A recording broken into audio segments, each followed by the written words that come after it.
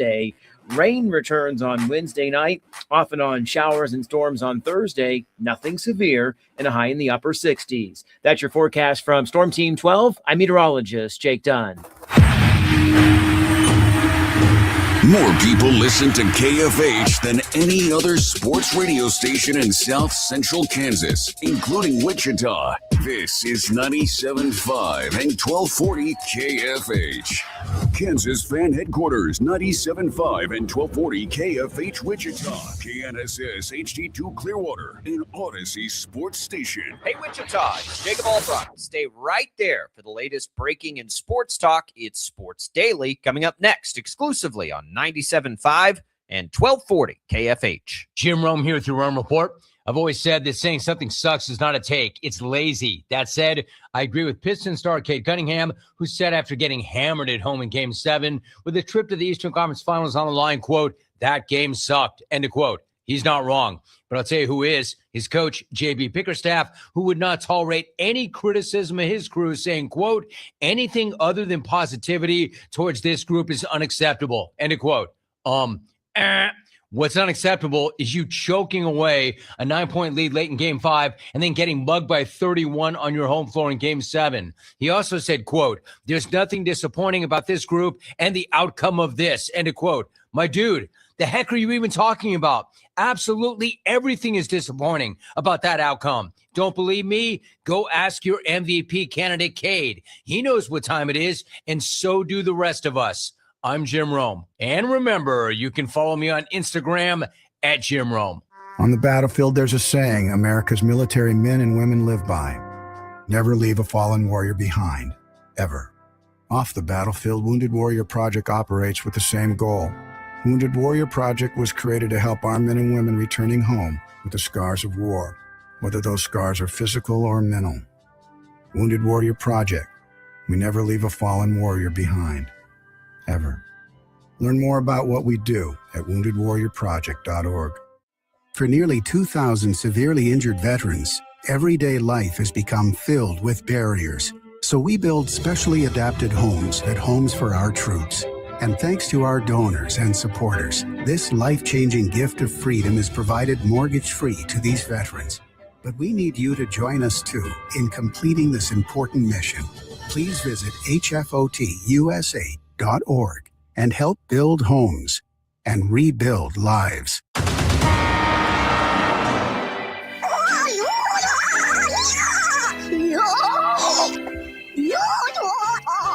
Great music, Kyoko. Fabulous. What music? I was clearing my throat. Now, from Wichita's most listened to sports radio, 97.5 and 1240 KFH. This is Sports Daily. Excellent.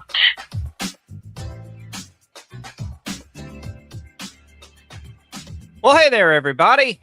Welcome in. It's a Tuesday edition of Sports Daily. Did you stay up late? Did the Western Conference Finals keep you up late? Jacob Albrock, TJ Cleland here with you on this Tuesday. Glad to be with you on this Tuesday as we are getting rocking and rolling. Max Power in producing for us. 869-1240 is the number to call. You can reach us that way, of course. You can reach us via our different video streams as well.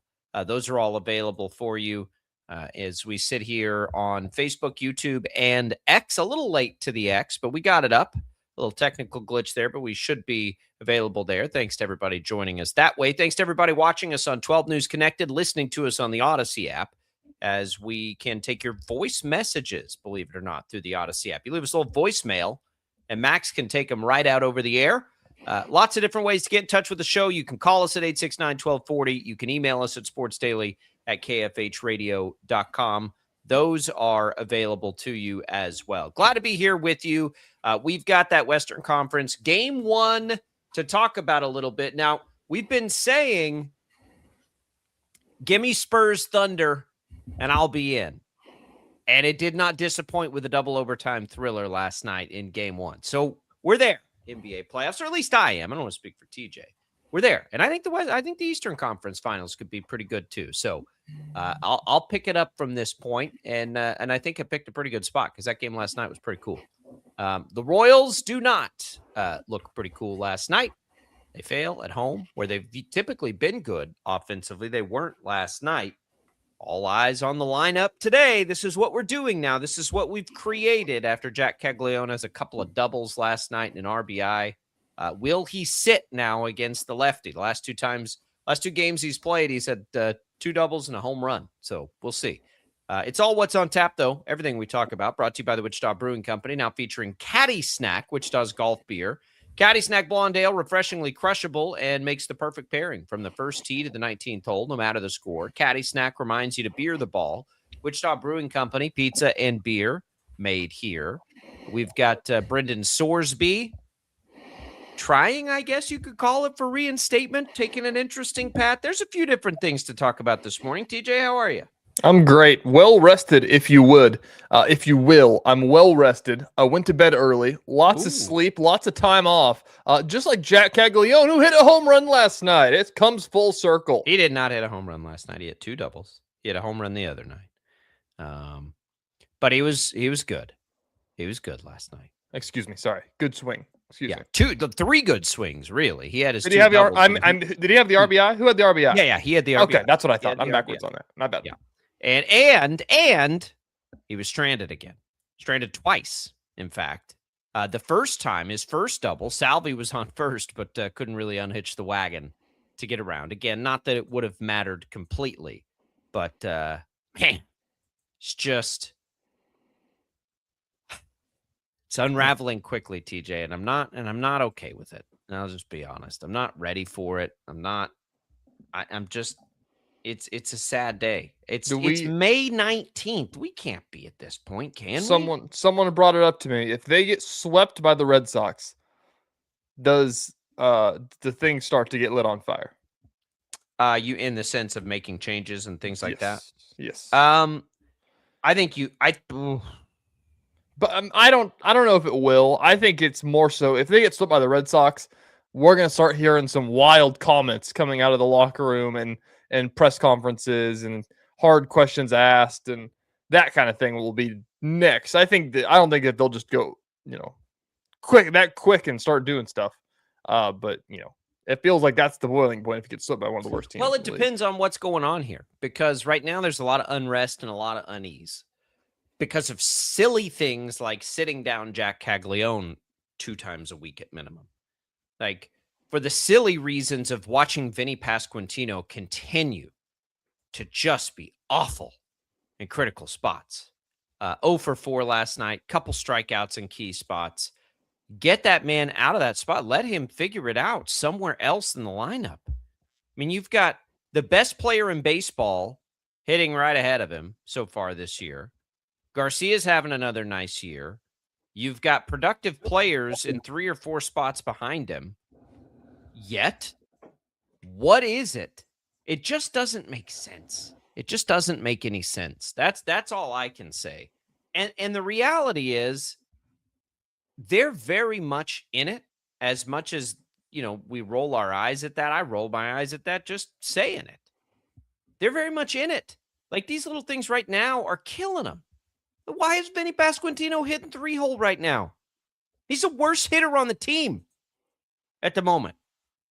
Does anybody else in baseball do that with a friend? How would we classify Vinny Pasquantino's career?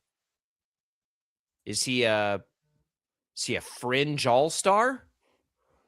I think that's what we kind of hoped, but he hasn't really been that. Is he a league average first baseman? Probably, honestly. Probably. So, and again, he's a player we all love because he's fun and his personality's cool and he's fun to watch and all of those things. He's the leader on the team. But what other team does this? Right? Like, what other team does this with a player of that caliber? We're acting like he's, I don't know, Jim Thome out there. Like, it's okay to move him down in the lineup. He's not Bobby Witt Jr., right? You don't cater your season to the need. And I doubt he's sitting there hammering the table every day saying, I got to hit 3-hole.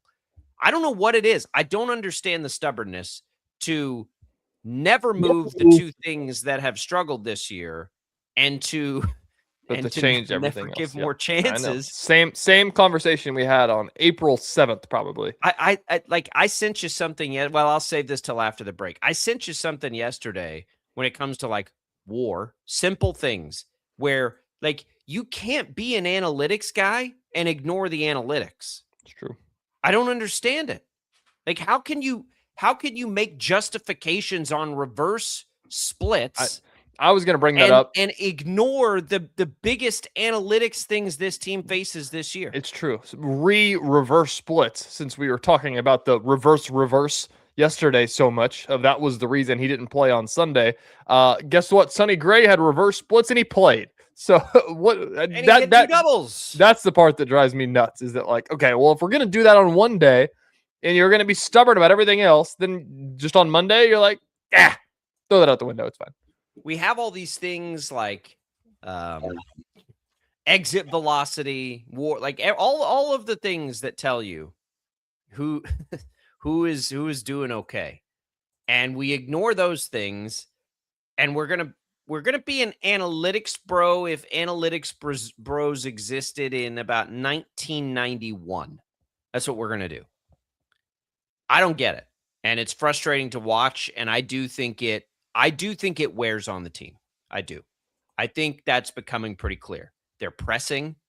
Like, what if you just walk in the door today and just have fun with it, and you mess with everything in the lineup, right? You just throw out the wackiest just to say, guys, who cares? Just go out and hit.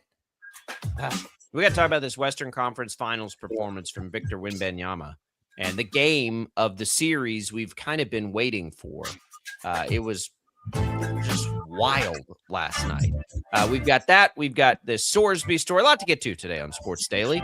It's Tuesday. We're glad to be here with you. Jacob Albrock, TJ Cleveland, coming right back.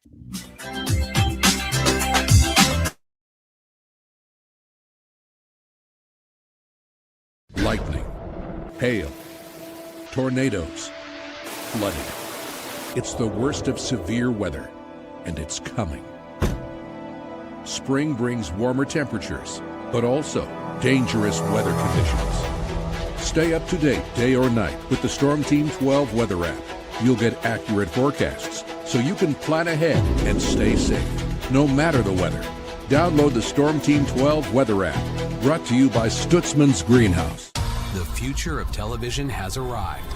Next Gen TV is here with stunning video, movie theater quality sound, enhanced voice clarity, and interactive features, all upgradable for the future. Learn more at watchnextgentv.com.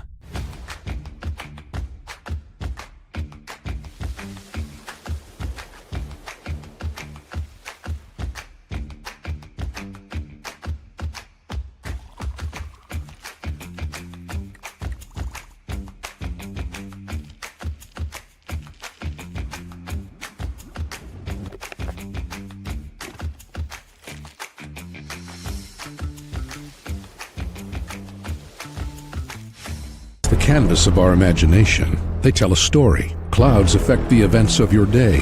Sometimes they growl, sometimes they inspire, but they're always the messengers of nature's mood, written in the sky. Storm Team 12 understands the language of clouds. We're dedicated to decoding their message, so you know what to expect. Behind every cloud, there is a story waiting to be told. Trust Ross Jansen and Storm Team 12, alerting you first to the impact on your life. We are following a breaking update. Every day, all day, stream the stories that have you talking near and far. Whoever is behind the wheel of this bus is not stopping. From hundreds of local reporters and meteorologists spanning the country. Chaos here this morning at the UW campus. Search LNL for the all-new Local News Live streaming app. Odyssey is one of the most influential audio and entertainment brands in the nation. You already know Odyssey's iconic local radio brands in Wichita. But did you know Odyssey has the country's best collection of music, news, and sports brands? Odyssey is also a premium podcast creator, major event producer, and digital innovator. Odyssey brings people together across the country and right here in Wichita. Odyssey also delivers meaningful radio and digital audio results. Find out our story and impact at odysseyin.com/Wichita. Make yourself known now. 83-1001 in traffic pursuit. Oh my god, here. Investigate TV Plus begins with real people.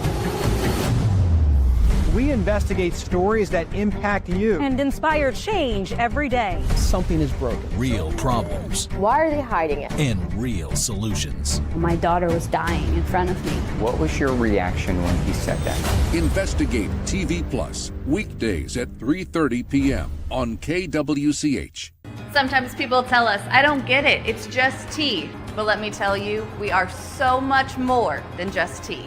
With 20 plus flavors of sweet and unsweet iced tea, the possibilities are endless. Come on in and try them all for free to find your favorite or get us on the go for your busy lifestyle. And don't miss happy hour every day. So the next time someone tells you it's just tea, tell them to come by and find out why we say drink tea, be happy. Jim Rome here, lighting up your afternoons on The Jim Rome Show. Catch me starting at 2 on Wichita's #1 sports radio, Kansas Fan Headquarters, 97.5 and 1240 KFH.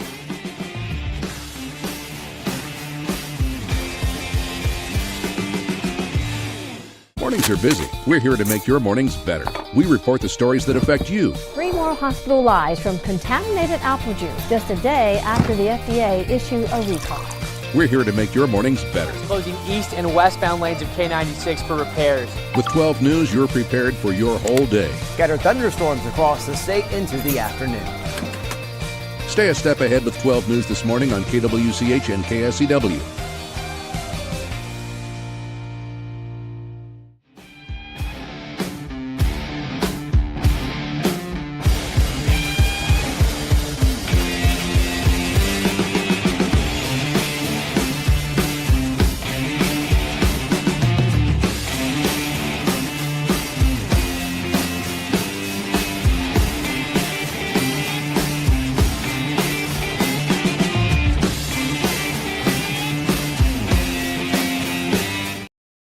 Sports Daily is on KFH.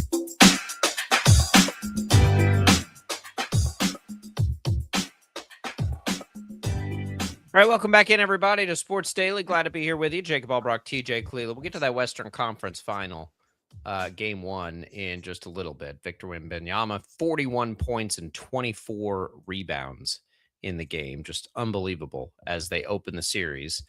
Thunder fans here locally worried about the Spurs. We'll get to that in a little bit. Longhofer Lawn and Tree Care, celebrating 60 years in Wichita, providing expert lawn care for a healthy lawn, tree, and shrub care and bedweed control since 1966. Longhofer Lawn and Tree Care. We come back in, though, and let's get on that Royals game a little bit. Last night, TJ, they'll play again tonight right here on KFH. I guess not same time because they moved the game time up. You were worried they might not be able to get it in time for the Storms, but you forgot which 2 offenses we were watching last night, I think. They got it done in plenty of time. So I mentioned this before the break. I sent this out. Braden Turner, he follows the Royals and does a pretty good job on X. I'm not sure which war he took this from, but it's, war is one of the easier analytics stats to just look at and get a good understanding. It's like this all-inclusive number that we judge players by. The war leaders going into yesterday, and this will have changed in the direction maybe we're leaning on this. No surprise, right? Bobby Witt Jr. leads the Royals in war this year, leads all of baseball. Michael Garcia, the second player, those 2 things won't surprise anybody. Guess who the bottom 2 players on the entire team are right now? Vinny Pasquantino and Salvador Perez. Worst 2 players for the Royals offensively this season. Now, you've got to also consider number of plate appearances. You accrue war over time, right? So it takes time to accrue war. Does that make sense? Am I saying that in a way that makes sense? So plate appearances matter, right? How much you play matters to how much war you're going to have, basically. Wins above replacement. That's not a cherry-picked war either. That's the actual war. That's just war. That's just war. There are other numbers here, too, that back this up. So not only that Vinny Pasquantino and Salvador Perez currently at almost 200 plate appearances each this season have the worst WAR on the team. 15 players on this list. 15 players have played. Okay. They're worse than all of them by a pretty good margin, too. Guess who's third on this list? You know this because you've seen this, but to our audience, hypothetically and rhetorically, third on this list, take a swing. Kyle Isbell is the third most productive offensive player on this team. He's almost at a full one. I'm looking at the stats on ESPN. You know how in Major League Baseball they'll bold the players that are eligible for the stats. You know, if you don't have enough plate appearances, so on and so forth. Kyle Isbell isn't bolded, and he's I got the because he doesn't have enough ABs. Third best WAR on the team. Yes. It's just okay. Guess no surprise who's fifth on the list. Jack Caglione. Even though he's got Jack Caglione right now is at a 0.6 WAR. Okay. Salvador Perez is at a negative 0.6 WAR. Here, we've got updated ones. They've moved a little bit since Caglione has put this out. 51 fewer plate appearances. Cags has got a 0.5 WAR now, and he's third on the team. It's a tie with Kyle Isbell for third. Well, the different WARs are going to come from different places, so I don't know which one you're looking at versus which one I'm looking at. ESPN, just WAR. Like that's the they I don't know why.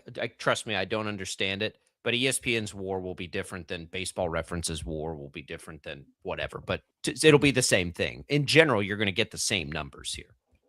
So it that's what's so wild about this is like all of the here's do you use or have you heard of WRC plus? This is another really popular. Yeah, I couldn't tell you what it means, but I weighted runs created. Yeah. Again, it's just another. And that's the one. That's the one that factors in ballparks. Yeah. So if you were at I think it's like one even is where it is. Or sorry. Let me rephrase that. If you're at 100, that is league average offensive production. So everything above 100 is like a percentage point better than an average hitter. Does that make sense? So 100 is the baseline.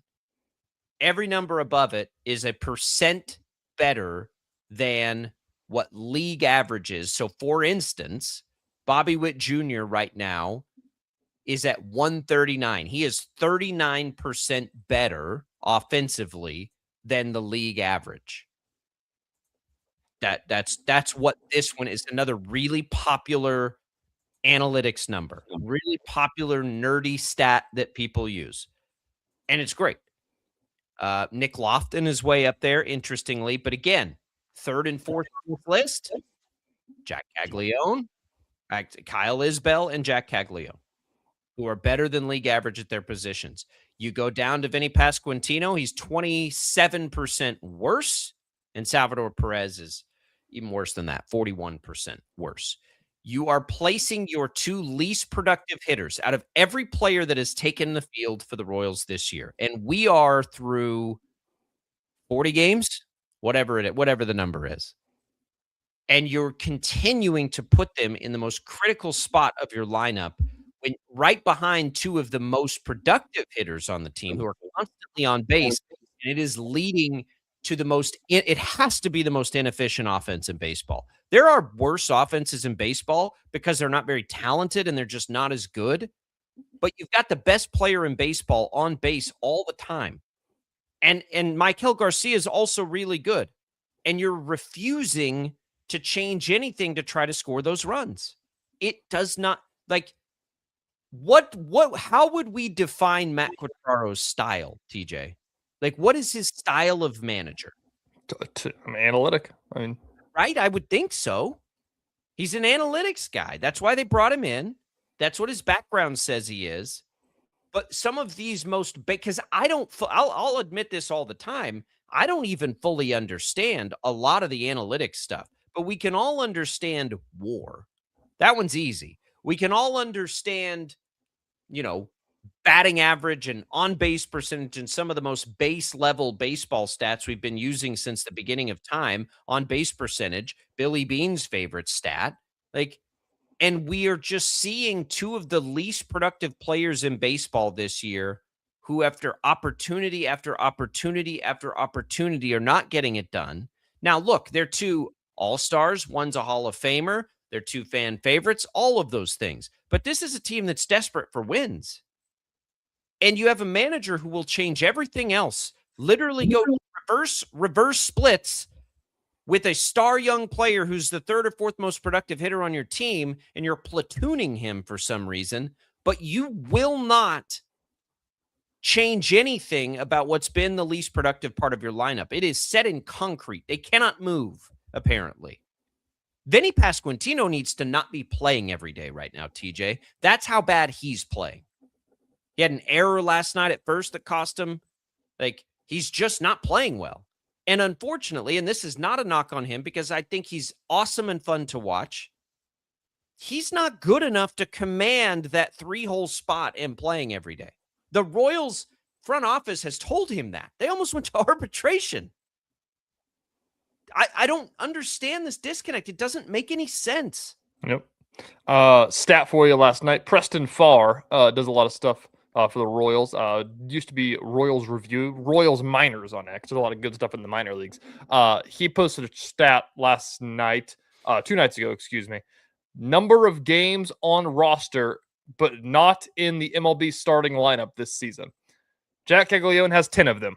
There's been 10 times Cags has gotten benched against a lefty, probably, or against a righty with the reverse splits. 10 times. Travis Bazzana, JJ Weatherholt, Connor Griffin, and Nick Kurtz, all in the same draft as him, combined have 6. That's insane. That's a wild stat.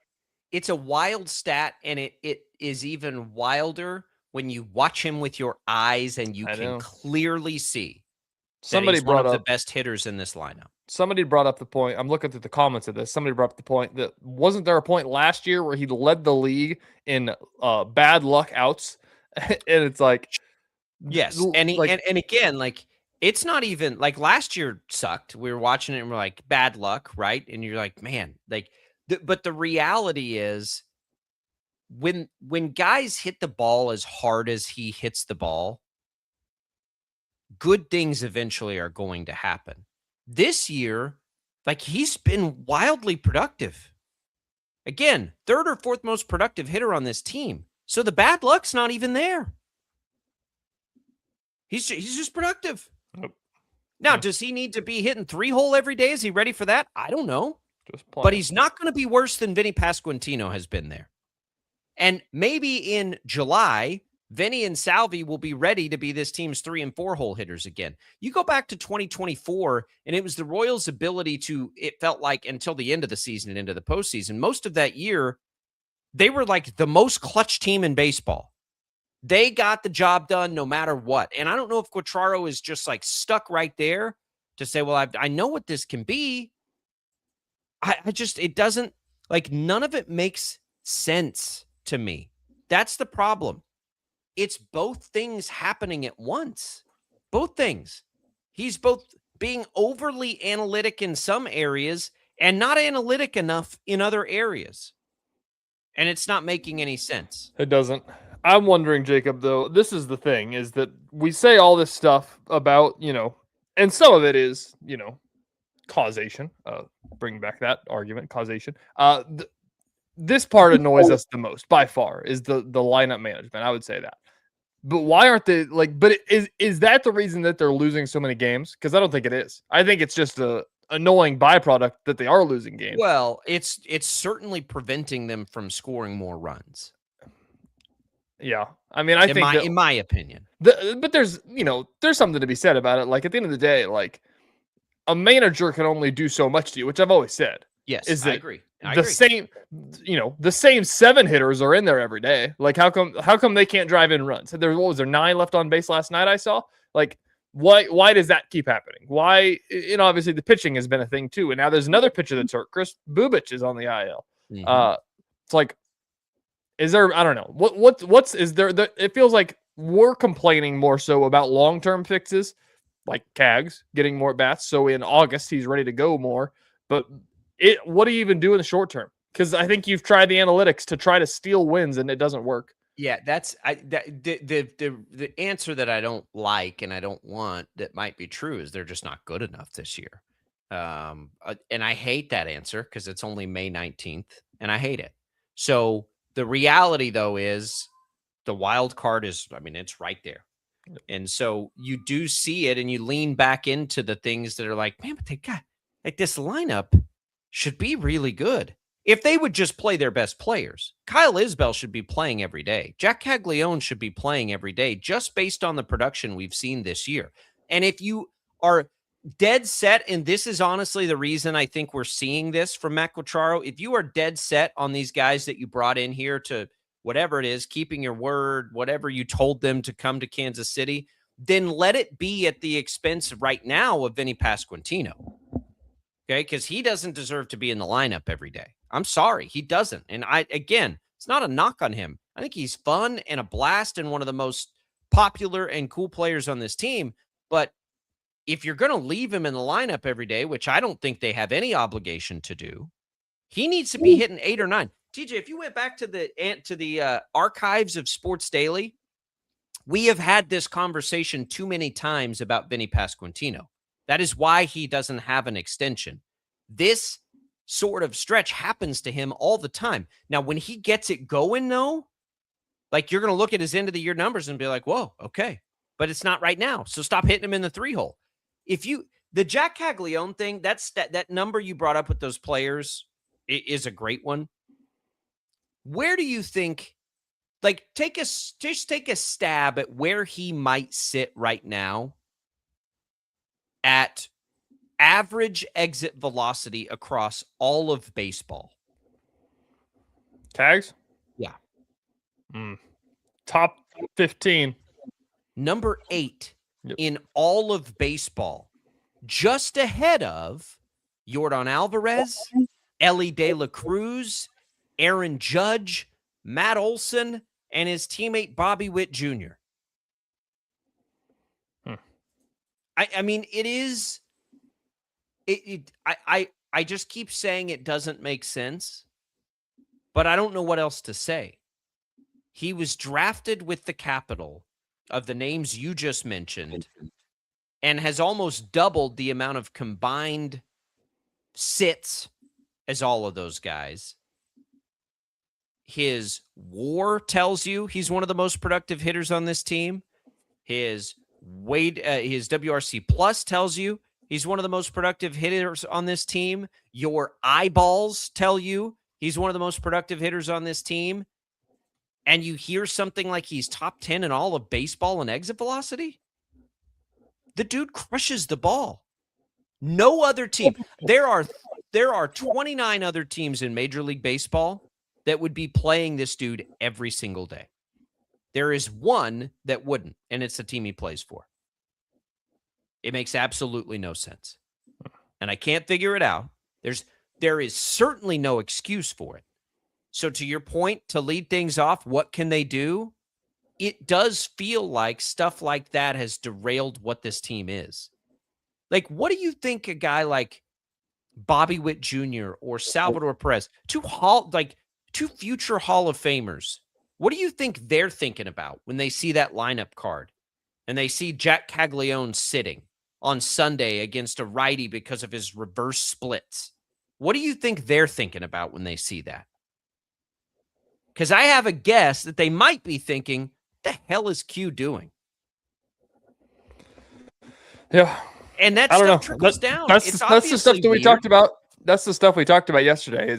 That's the question that we haven't had answered, is that, like, what do the Royals think about this stuff? Because we know what the fan base thinks about it. What do the Royals think about this stuff? As the losses keep piling up, I don't know. And I'm sure that's the question. I'm going to write it down because I'm going to ask Jalen, because I'm sure it's been answered and we just missed it. But and I bet that the answer that was probably given, since nobody knows about what the answer was, is probably like, yeah, we trust his judgment. We think that we should do this. I don't know. At some point, what do you just say? Of like, at the end of the day in baseball, like, you can only have so many of, yeah, well, we just got to be better. You're right. Like, you got 162 chances to be better. But you're, there is, you have to, like, you just have to, I don't want to say place blame, but in that business, it's place blame. You have to put it somewhere. Like the point that I made yesterday is that, like, last year people were screaming to fire the hitting coach because pitching was awesome and they couldn't find ways to win games. Even getting, like, losing 1-0, like, multiple times. That happened a lot. And they wouldn't fire the hitting coach. But, like, that was, like, written on the wall. Like, we can't score runs, fire the hitting coach. As I made yesterday, is that, like, you look at this and you're like, I mean, they're average. I mean, they kind of figured out their offense a little bit. Like, they have every now and then they have dry spells, but, like, they score like 4 or 5 runs a game and they just find ways to lose. At home, especially. And that's the thing too. Like, again, we're talking about something that's probably not even the biggest story. Well, it was a factor last night, but we can't get out of this. And I feel like the team has to be feeling the same way. Listen to Eric Hosmer on a broadcast. You don't think how else could he advocate for Jack Caglione to play every day and be a company man? Like, it's wild. It's wild. Speaking of wild, Victor Wembanyama last night. Let's talk about that. Western Conference Finals out with a bang. We're coming right back.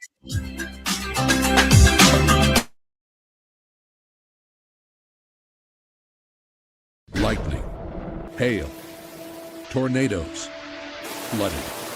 It's the worst of severe weather, and it's coming. Spring brings warmer temperatures, but also dangerous weather conditions. Stay up to date day or night with the Storm Team 12 weather app. You'll get accurate forecasts, so you can plan ahead and stay safe, no matter the weather. Download the Storm Team 12 weather app, brought to you by Stutzman's Greenhouse. The future of television has arrived. Next Gen TV is here with stunning video, movie theater quality sound, enhanced voice clarity, and interactive features, all upgradable for the future. Learn more at watchnextgentv.com.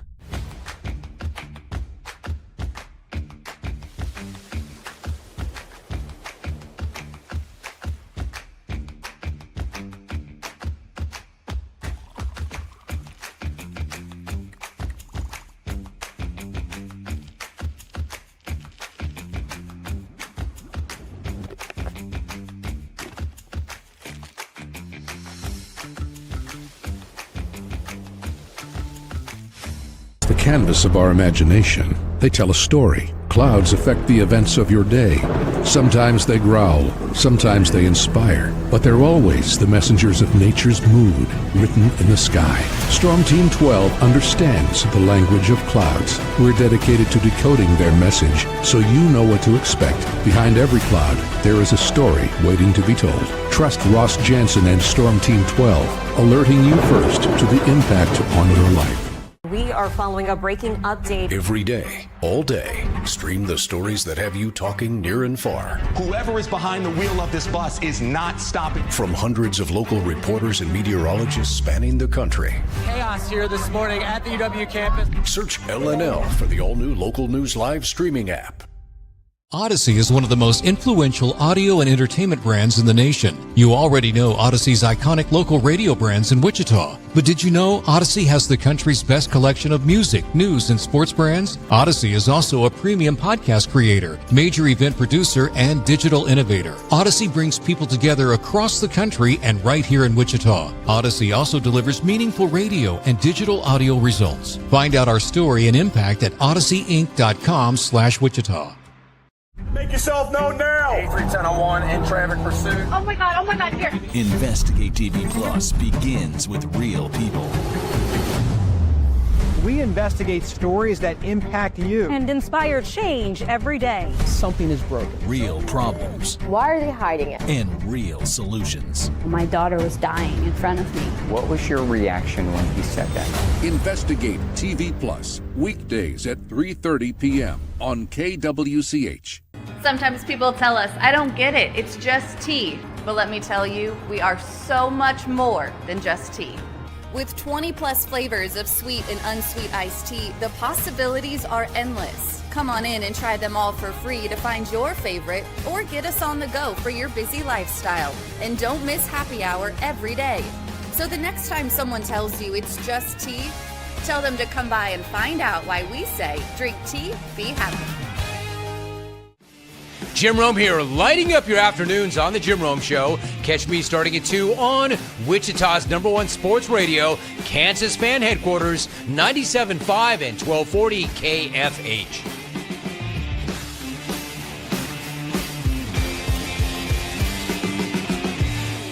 Mornings are busy. We're here to make your mornings better. We report the stories that affect you. 3 more hospital lies from contaminated apple juice just a day after the FDA issue a recall.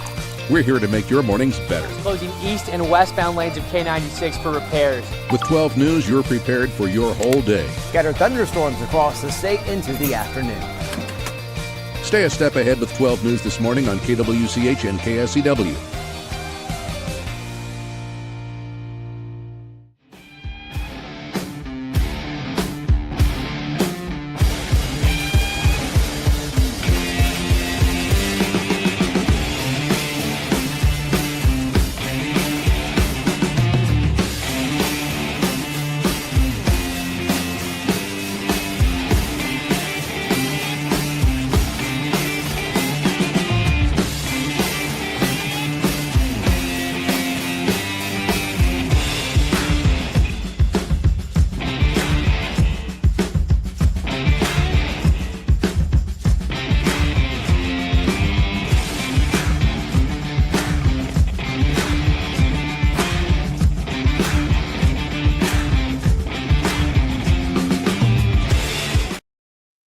Sports Daily is on KFH.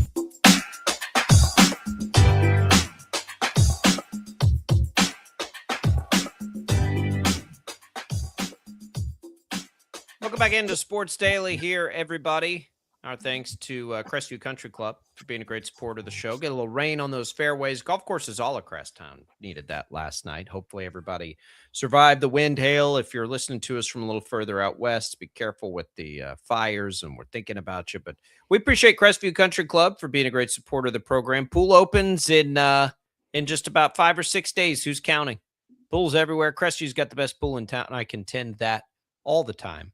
The high dive, the slides, the bar and restaurant out there at the pool makes it a great family atmosphere. Get out there, check out the facilities, give them a call, take a tour, see what we're talking about. 36 holes of golf. We appreciate their support from Crestview Country Club. Tell them we sent you from Sports Daily. Jacob, golf headline for you from yesterday. Not sure if you saw out at Rolling Hills Country Club on the other side of town. It is officially playoff golf time in high school. Bishop Carroll got a freshman. Caden Lavian, I believe, 64. Is that good?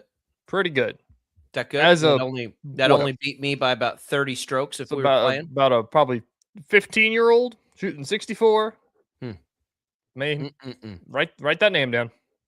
This is we do this. We've done this periodically throughout the year. We told you to write down Graham Schmidt for a decade from now. You can write down this kid for a few years from now.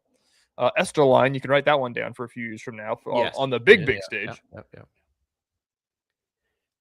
We've got some golfers here, that's for sure. And hopefully we get another one on tour, joining Sam Stevens at some point. High school playoff golf blows my mind. Like to think about those kinds of scores from people that young. You remember when I brought it up yesterday? I remember Kinsley Jones, Greer's granddaughter, now at KU Golf, shot up 58 at Heston one day. Yeah. But really just think about that for a second. I mean, I can't imagine the feeling. I just remember, I don't know when I picked up trying to play golf, probably middle school, 7th, 8th grade. We had a par 3 and my parents would drop us off to go play the par 3 for a little while. That's probably, I had an uncle who was PGA Tour good, had some vices that derailed him. He was drafted by the Braves, freak athlete, that kind of thing. And I'd watch him take people's money and just like, like betcha I can chip 50 yards over there off of that tree. And he would just like, it was wild. But I never played when I would go watch him really. So it was probably middle school. And I'm thinking to myself at that age, hell, even now, of course, but like to be able to be that good, that young, like doesn't even process in my brain. Even be that good. Like, I can't imagine. Like, that's what my mind goes to is us, 20 handicappers here, basically. Like, we get pretty enamored if we bogey every hole, right? Like, that's great. Like, that's 90. If I sneak a couple pars in there, I'll be, trotting back to my card after I pick up a par. But, like, could you imagine flirting with 60? Like, that's no, like video I cannot game imagine. I imagine and hope for flirting with 89. I would get to the point. I would start around, and if I got back-to-back birdies, I'd start getting too excited, and I'd immediately like triple the next hole. Like that. That's how it would go for me.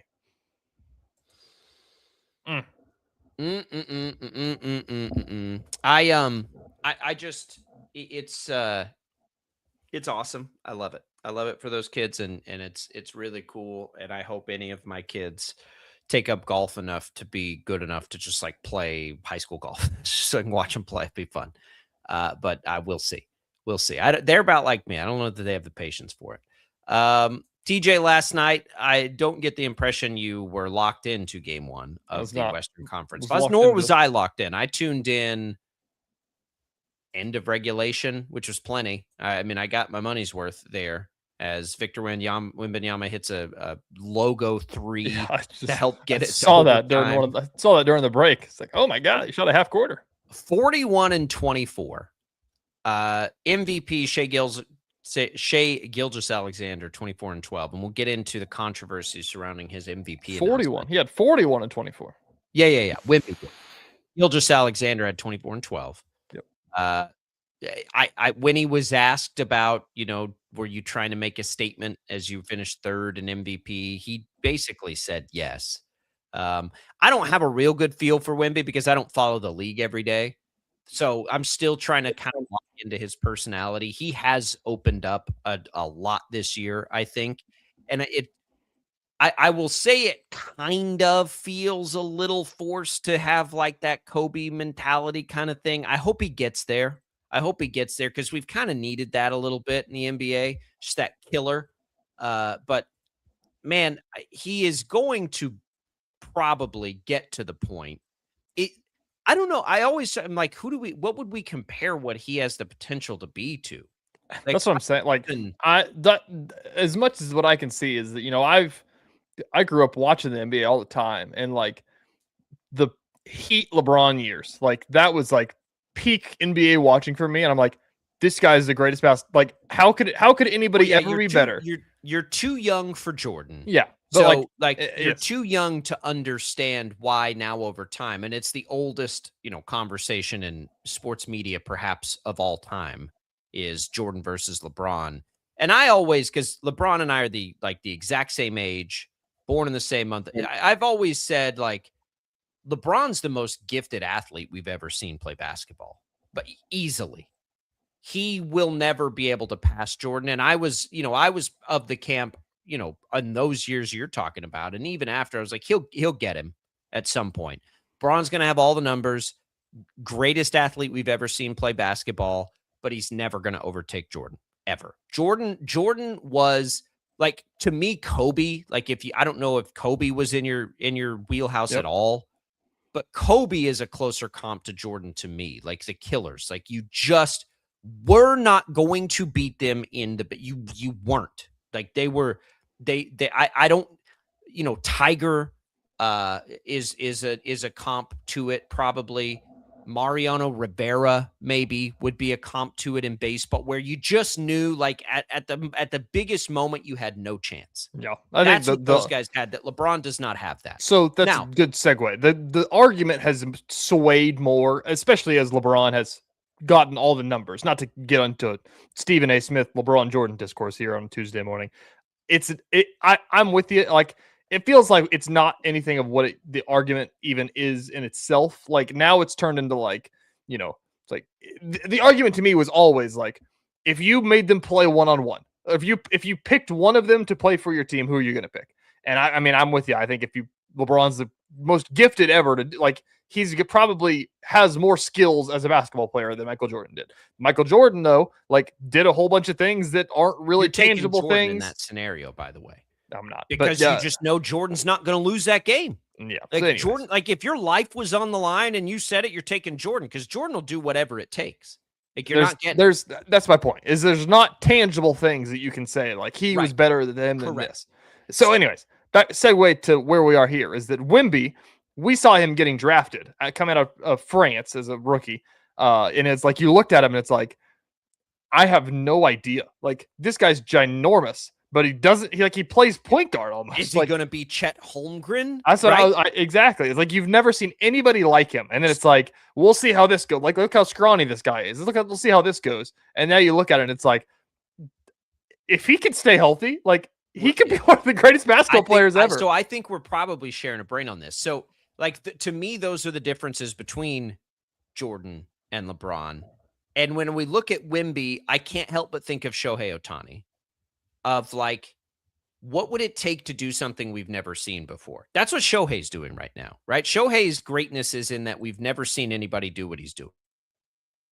So Wemby sits here now, and you watch him do what he did last night, and you kind of hear him and see him, and you're like, is he developing that Jordan Kobe thing? Like, is that going to be a part of his development? Because I don't know that anybody banked on that. We already knew he had a chance to be, and is showing us he, to your point, if he stays healthy, is going to take the most physically gifted thing away from LeBron. Because nobody's going to be more physically gifted than the 7'4" guy who can play all the positions and shoot logo threes, right? Nobody, like that's just a size thing at that point. It's basically what LeBron did but 5 inches taller. And we'll see if he fills out and all those kinds of things. But like you just watch him and you're like, it's maybe the start of something where what if he is both? What if we've already seen him and know he can be the greatest physical basketball thing we've ever seen just because of his size. So, okay. But what if some of this other stuff we're starting to see with the things he's saying and kind of that killer instinct he's showing, what if he also gets that? Like, what if that becomes a part of it too? Then what could we see with Wemby? It's funny that he's doing this. And we'll save the SGA quote unquote controversy for another segment. We'll run out of time. But it's funny Wemby's doing this, third in the MVP voting. I heard on the Dan Patrick show that follows us every day here on KFH Radio yesterday, them talking about Jokic. And he, I believe, was first player since like Bill Russell to be first or second in MVP voting 6 straight years. I think it was 6. Like it's a strange time in the NBA. Where does Jokic fit in a lot of this stuff? Now, he's not going to be in the conversations we're talking about, I don't think, defensively or anything, but as far as just physically gifted doing things we never seen before, like, does anybody fill it up like he does? Where's he going to land in all this? Is he the next generation of Dirk Nowitzki, where you look back and you're like, man, I was just watching one of probably the 5 to 10 greatest basketball players of all time, and I did not appreciate that enough for what it was when we were watching it. I mean, just we're just going to use the whole segment as, going crazy about Wemby here, I guess. But like watching him play with 41 and 24 last night. Come on. Watching him play is like, that's the other part of this too, is that like, it's got a little bit of like the Steph Curry effect, where it's like the first time you see Steph Curry when he became really, really good. And it's like, he'll literally shoot it from anywhere. Like I've literally never seen a basketball player do the things that Steph Curry is doing on the floor. Like he doesn't even come set. He just throws it and makes it. Like it's unbelievable. Watching Wemby play is that like, we've seen 7-footers. We've seen really, really good 7-footers. Think about all the greats that were 7 foot tall that you watch all the highlights of and stuff like that. Like at the simplest level, look at Wilt Chamberlain, right? Like Wilt Chamberlain's supposed to be one of the greatest centers ever, and he dominated just because he was just bigger than everybody and could dunk and everything like that. It's like Wemby's bigger than him, taller than him, and just shoots threes. Like he shoots 40-footers like he did last night. Like I get surprised every time I watch it because I don't watch a ton of NBA. You know that. Like every time that I see his highlights, I turned that on last night and I'm like, he can do that? What? And we're just getting started with him. So, to the point of the conversation all the way back to the beginning, and now it's against the Thunder in this series, I kind of get this feeling we're going to get an awesome. I mean, come on, double overtime, first double overtime game in like 40 years, 50 years, I think, last night. Let's go. This series is what we've been waiting for. Delivers in game one. Now the MVP's got to respond. We'll come back. Headlines I missed. We'll have that for you and some other fun things from the sports world. Don't go away.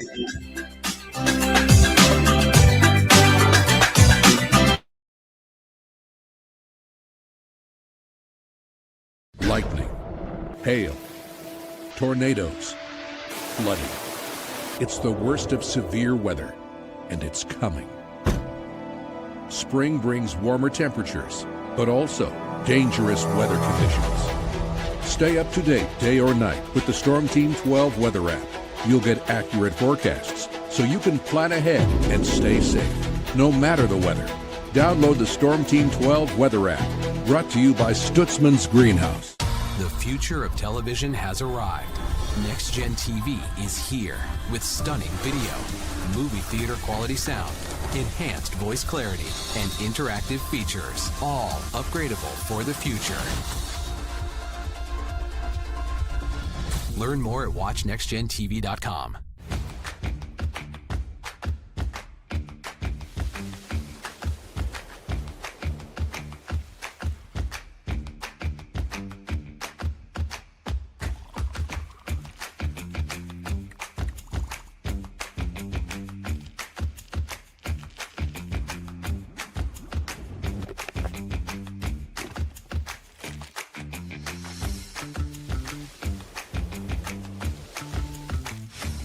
Canvas of our imagination. They tell a story. Clouds affect the events of your day.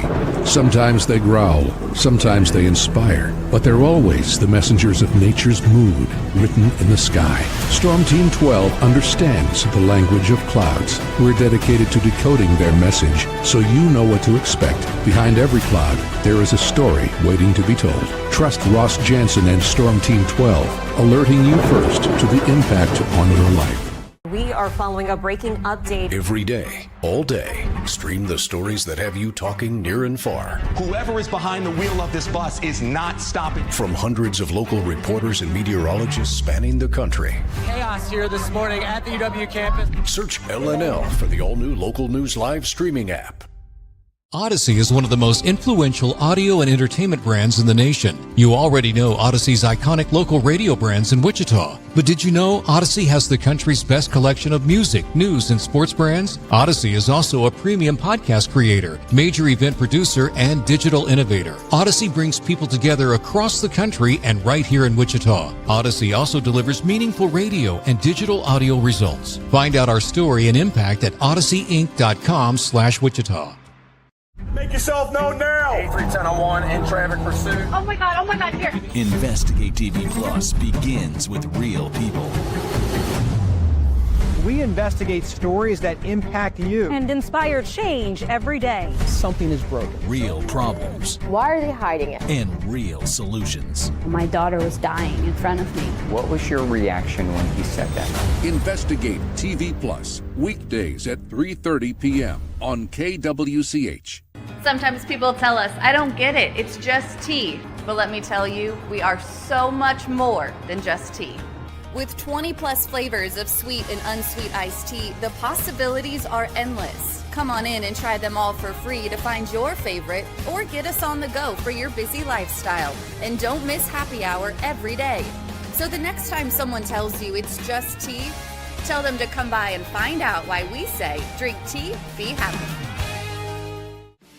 Jim Rome here, lighting up your afternoons on The Jim Rome Show. Catch me starting at 2 on Wichita's #1 sports radio, Kansas Fan Headquarters, 97.5 and 1240 KFH.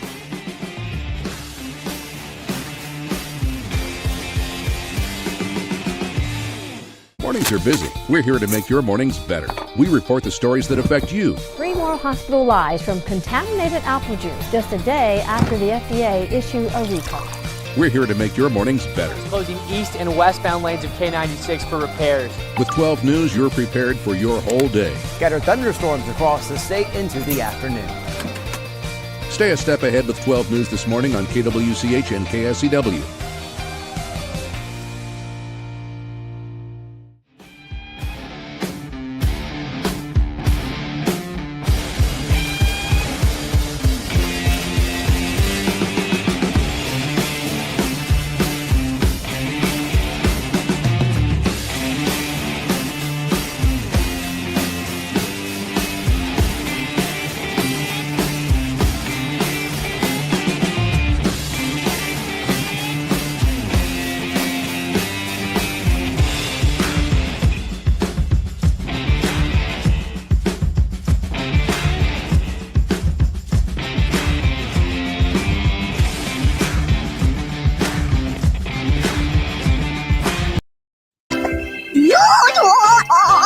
Great music, Kyoko. Fabulous. What music? I was clearing my throat. Now, from Wichita's most listened to sports radio, 97.5 and 1240 KFH. This is Sports Daily. Excellent.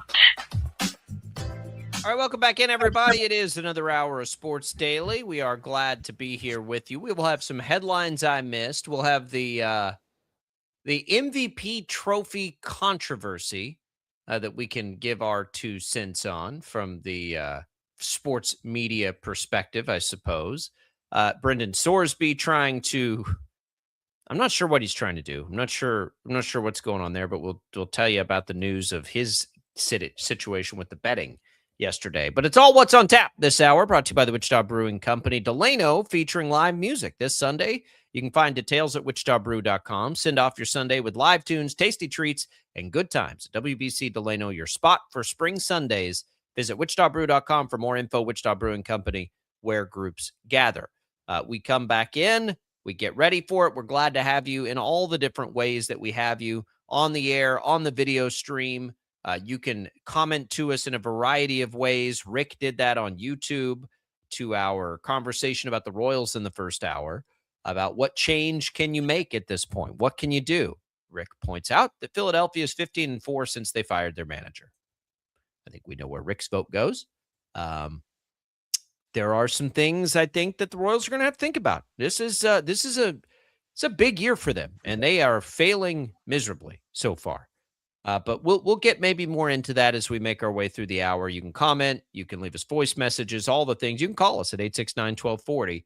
But TJ, let's drop everything and get to some headlines I missed.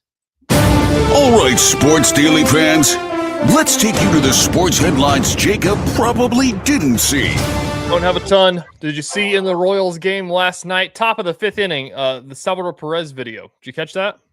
The challenges? Yes. Yes, I did. Yes. Yeah. He challenged ball 1, got it overturned to strike 1, then overturned ball 2, got it overturned to strike 2, and the third pitch did not hit the zone, and the umpire leaned over and stared at him and dared him to challenge him one more time. He did not. He should have, just for fun. He should have just been Salvi, like, all right, fine, let's challenge. Somebody brought up the question. I think it may have been Jake Eisenberg. I can't remember. But does ABS now affect catcher's WAR? Because Salvi's the greatest person ever at it. He's the greatest catcher ever at ABS. He's got to be. They're all doing pretty good.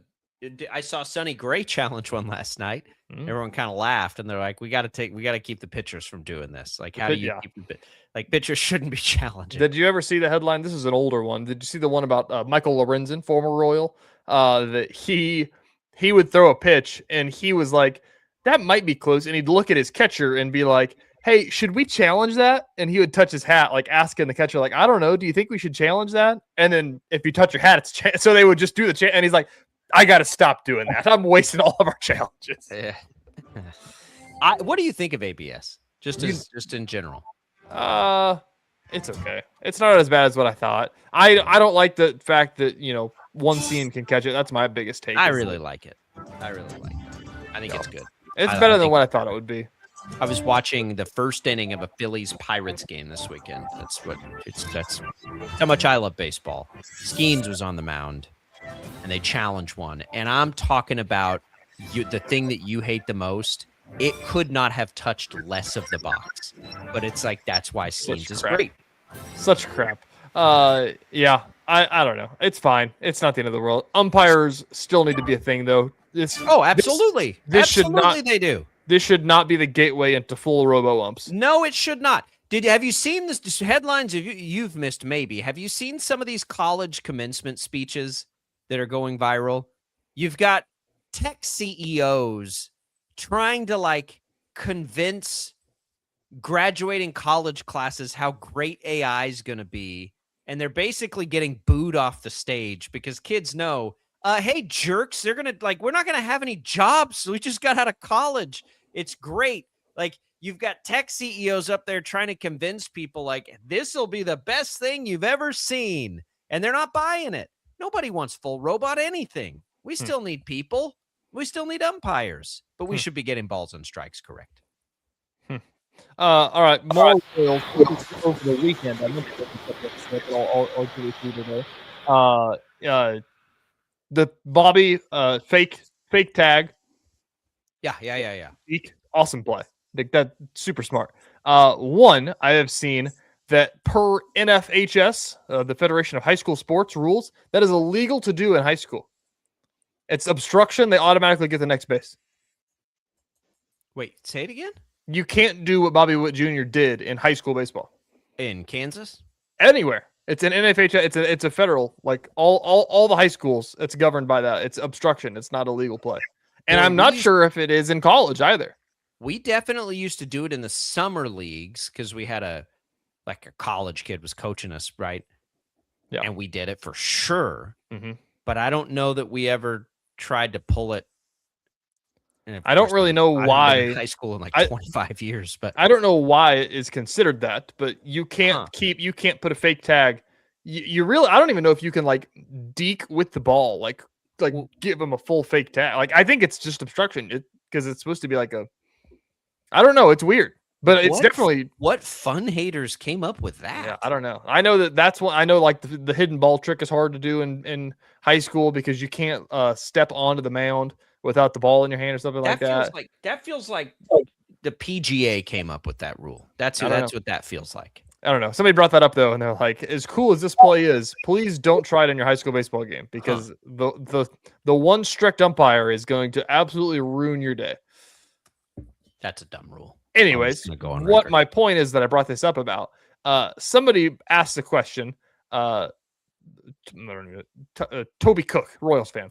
He said, I've read none of the comments or the commentary on the juke here, but is he going to get plunked when the Cardinals come to town in June? Is this a Bush League move? No, God, I don't think I hate that stuff. I don't know. I mean, I don't know. I mean, it's a deke. Deke is part of the game. I think that outfielders standing under the ball like they're going to catch it too is part of the game too. I don't think. No, I honestly it. You got to know probably about how conversations go, and nobody likes that. I think about probably the guy that turned into maybe my favorite baseball player of all time, Adrian Beltre, and he did stuff like that all the time. Yeah, he messed with people like that all the time, and they loved it. I would imagine Bobby Witt Jr.'s got that sort of reputation in baseball. I think so. I don't know. It's a good question from Toby. I'm not here to if he dump gets on. They're going to clear the benches, though. That's what what? Maybe that's what the Royals need right now. Maybe a good benches clearing brawl. Let Vinny go. Just take it out on someone, form tackle Goldberg, spear some pitcher, and just awaken the Pasquatch. Yeah. I don't know. My point here, like I'm saying, not to dump on your question, Toby. I think it's a good question. I think that there is something to be said. What if he did this to Tommy Pham? Tommy Pham seems like the kind of guy that would stand up and two-hand shove you. You got to be kidding me, man. There's Tommy people Pham that going to fight anybody for any reason. That's my point. There's people that would be mad about this. I think that the majority of people though will be like, man, that was smart. Let me ask you a question about baseball etiquette. You were a hitter, right? You never were a pitcher. No. What is your the intentional plunking? Where do you land with that? I don't know. I mean, I get to the point Like if a pitcher that can throw a ball 100 miles an hour can basically take a free shot, I almost hate that so much that I'm like, okay, if he gets to use his tool that way, the batter gets to take the bat with him to the mound. It's true. It's definitely a different conversation from playing high school and Division II baseball than to playing Major League Baseball, where guys throw 100 miles an hour and don't have control issues. Like, I think that's the thing in college and in high school especially, is that like, hey, they hit me, but also, do we know where it was supposed to go? Right? Like, there's a lot of control issues and stuff like that. But sometimes you know what's happening. But when Framber Valdez throws his only four-seam fastball of the day directly at your back, like, I think that the fact that people defend it is like, oh, it's just part of the game. I'm like, but BS on that. Like, either the batter gets to pick up the ball and crow hop throw it right back at the pitcher,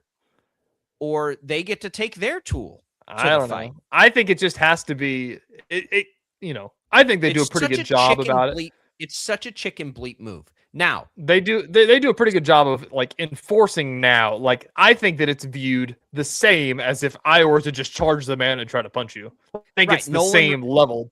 Nolan Ryan throws at a guy and he does it with the intent of like, I'd like to fight you. I think the MLB does a good job of like, if a dude gets plunked, if they get plunked and they charge the man and try to fist fight you, it's like, well, yeah, the pitcher's at fault too. Like, we got to do that. Let him fight. Like, get the hockey thing. Like, you have to, if you're going to throw at somebody, they have to be allowed to go defend themselves.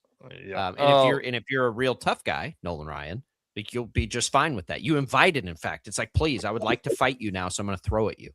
Yeah. College baseball, switching gears. Today, K-State baseball opens their Big 12 tournament play. Tomorrow, Wichita State. Thursday is KU. We talked about KU baseball and how they're just awesome, and nobody really knew that they were going to be that awesome. But they are. This perfectly encapsulates that, Jacob, is the all-conference first team came out for the Big 12. Not a single Jayhawk is on it. Like, that's the and everybody's like a couple of people commented, and I'm the same way. Is like, how did they not get anybody on this list? And it's like, who would you put on there? They all were just pretty good. There's nobody that was like, that's the reason that they're good. They're all just pretty good. Yeah. I wish I could tell you, but I can't. I'm just excited to watch them play, and they're going to be in the big NCAA tournament regardless. That's what I'm excited about. Like, to really dive in for the first time and pretend like I've been watching them all year, and I'm so fired up. Just give me the postseason baseball. That's what I'm excited about. All right, we'll come back. We got more. It's Sports Daily here. We'll tell you what Brendan Sorsby's up to, and we'll get into the Shai Gilgeous-Alexander. Is this a controversy? I hate even calling it that. I'm doing that with my tongue in my cheek. We'll come back.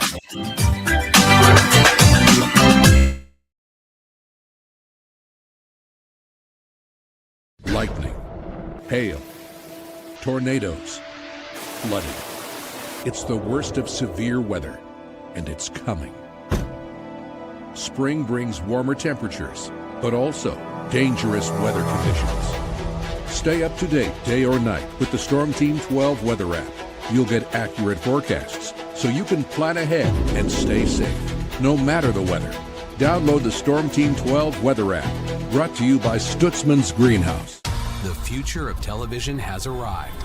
Next Gen TV is here with stunning video, movie theater quality sound, enhanced voice clarity, and interactive features, all upgradable for the future.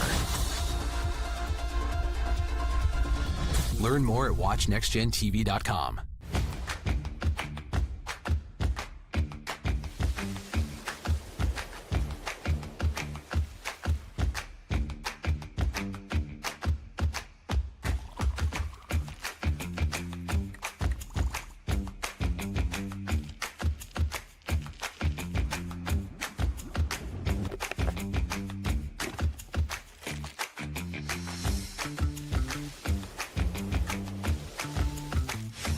The canvas of our imagination. They tell a story. Clouds affect the events of your day.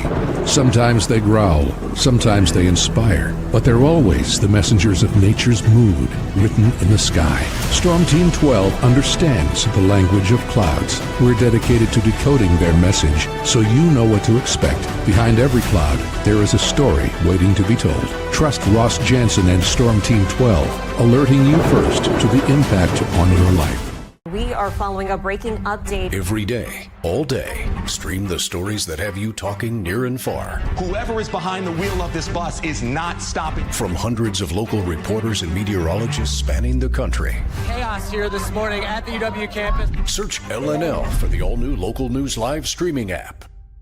Odyssey is one of the most influential audio and entertainment brands in the nation. You already know Odyssey's iconic local radio brands in Wichita. But did you know Odyssey has the country's best collection of music, news, and sports brands? Odyssey is also a premium podcast creator, major event producer, and digital innovator. Odyssey brings people together across the country and right here in Wichita. Odyssey also delivers meaningful radio and digital audio results. Find out our story and impact at odysseyinc.com/Wichita. Make yourself known now. 83101 in traffic pursuit. Oh my God, here. Investigate TV Plus begins with real people. We investigate stories that impact you. And inspire change every day. Something is broken. Real problems. Why are they hiding it? And real solutions. My daughter was dying in front of me. What was your reaction when he said that? Investigate TV Plus, weekdays at 3:30 p.m. on KWCH. Sometimes people tell us, I don't get it, it's just tea. But let me tell you, we are so much more than just tea. With 20 plus flavors of sweet and unsweet iced tea, the possibilities are endless. Come on in and try them all for free to find your favorite or get us on the go for your busy lifestyle. And don't miss happy hour every day. So the next time someone tells you it's just tea, tell them to come by and find out why we say drink tea, be happy. Jim Rome here, lighting up your afternoons on The Jim Rome Show. Catch me starting at 2 on Wichita's #1 sports radio, Kansas Fan Headquarters, 97.5 and 1240 KFH.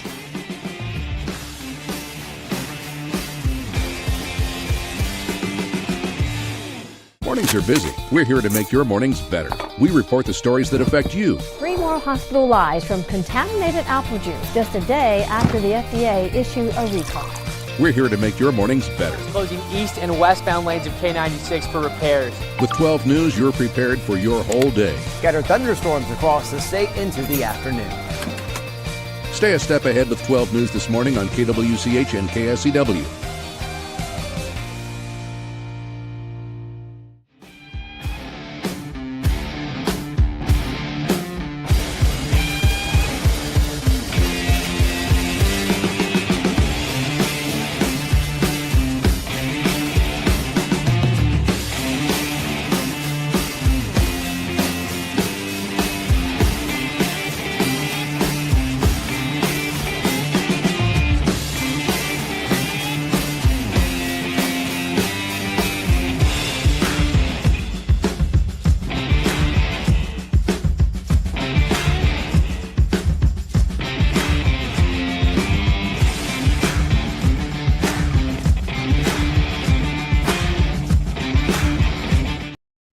This is Sports Daily on KFH.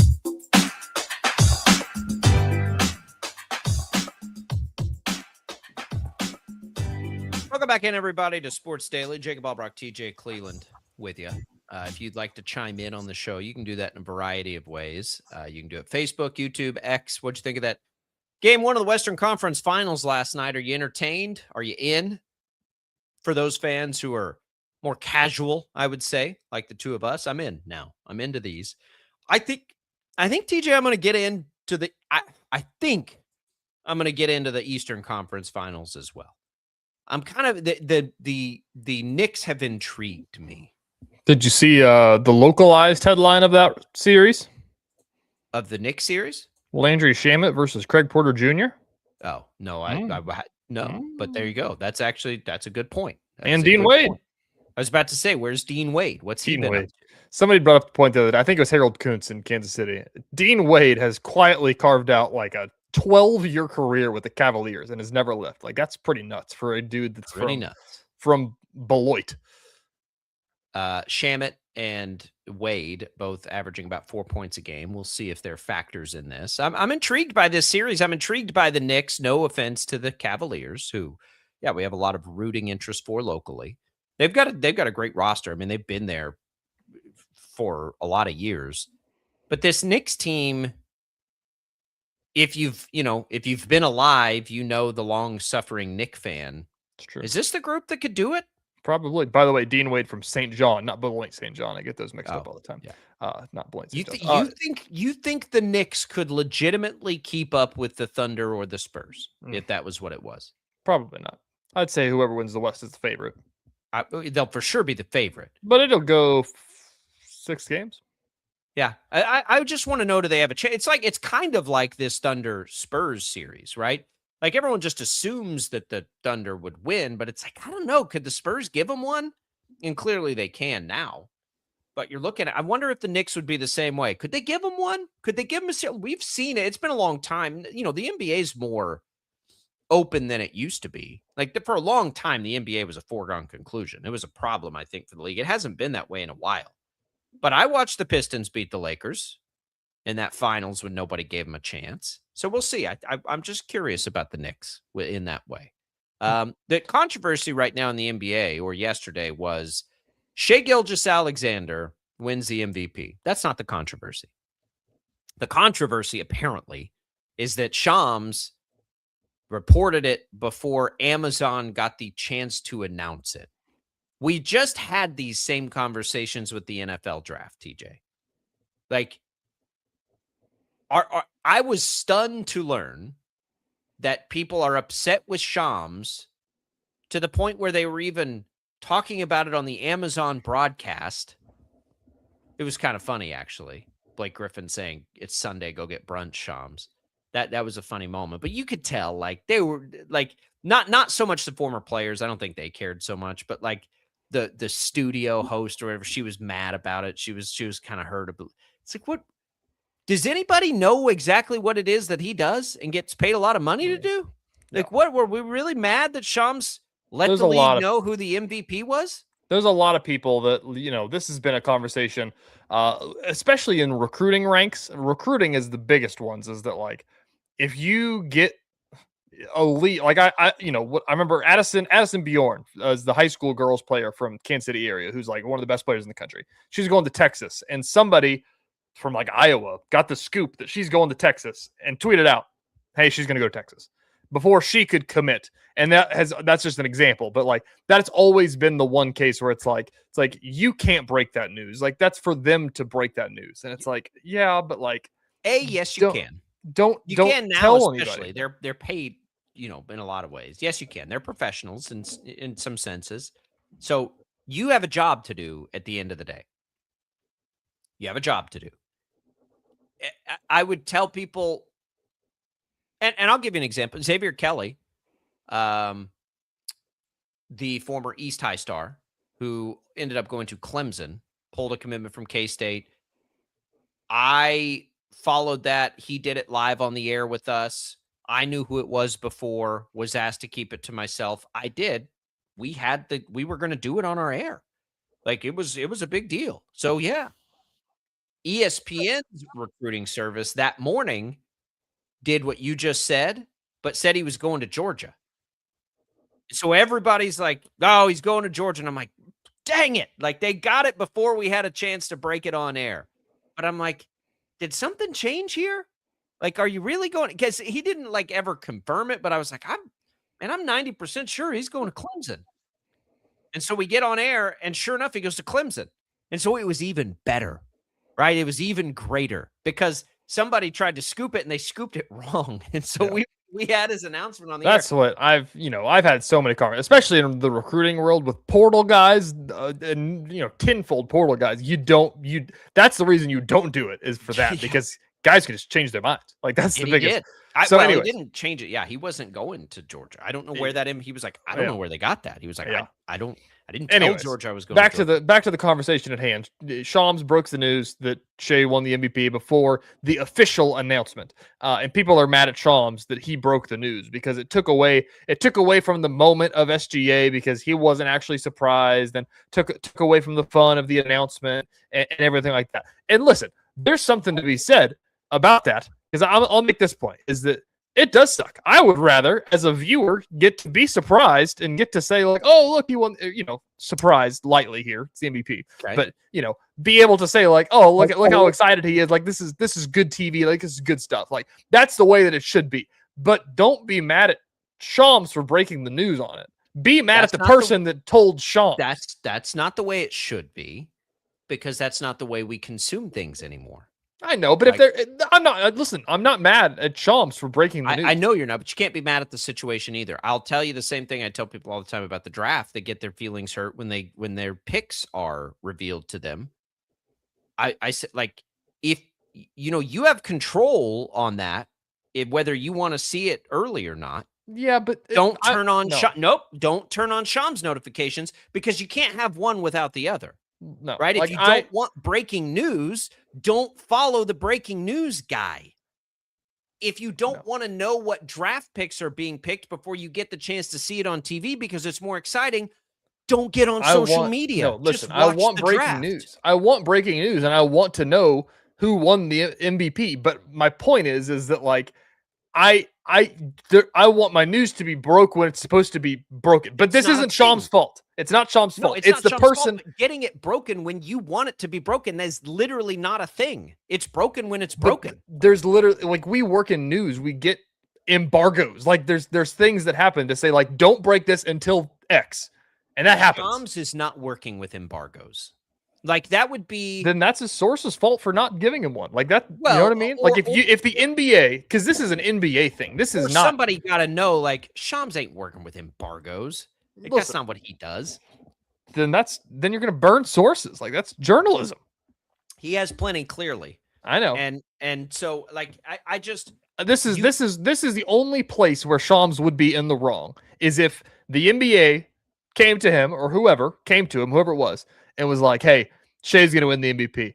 They're going to announce it tomorrow. Please hold off until, this time, and then you can get all your stories ready and put it out then. Right, but if he got that, you would say, I'm going to tell you who won the MVP, but it's going to be embargoed. I'm going to tell you so that you can prepare.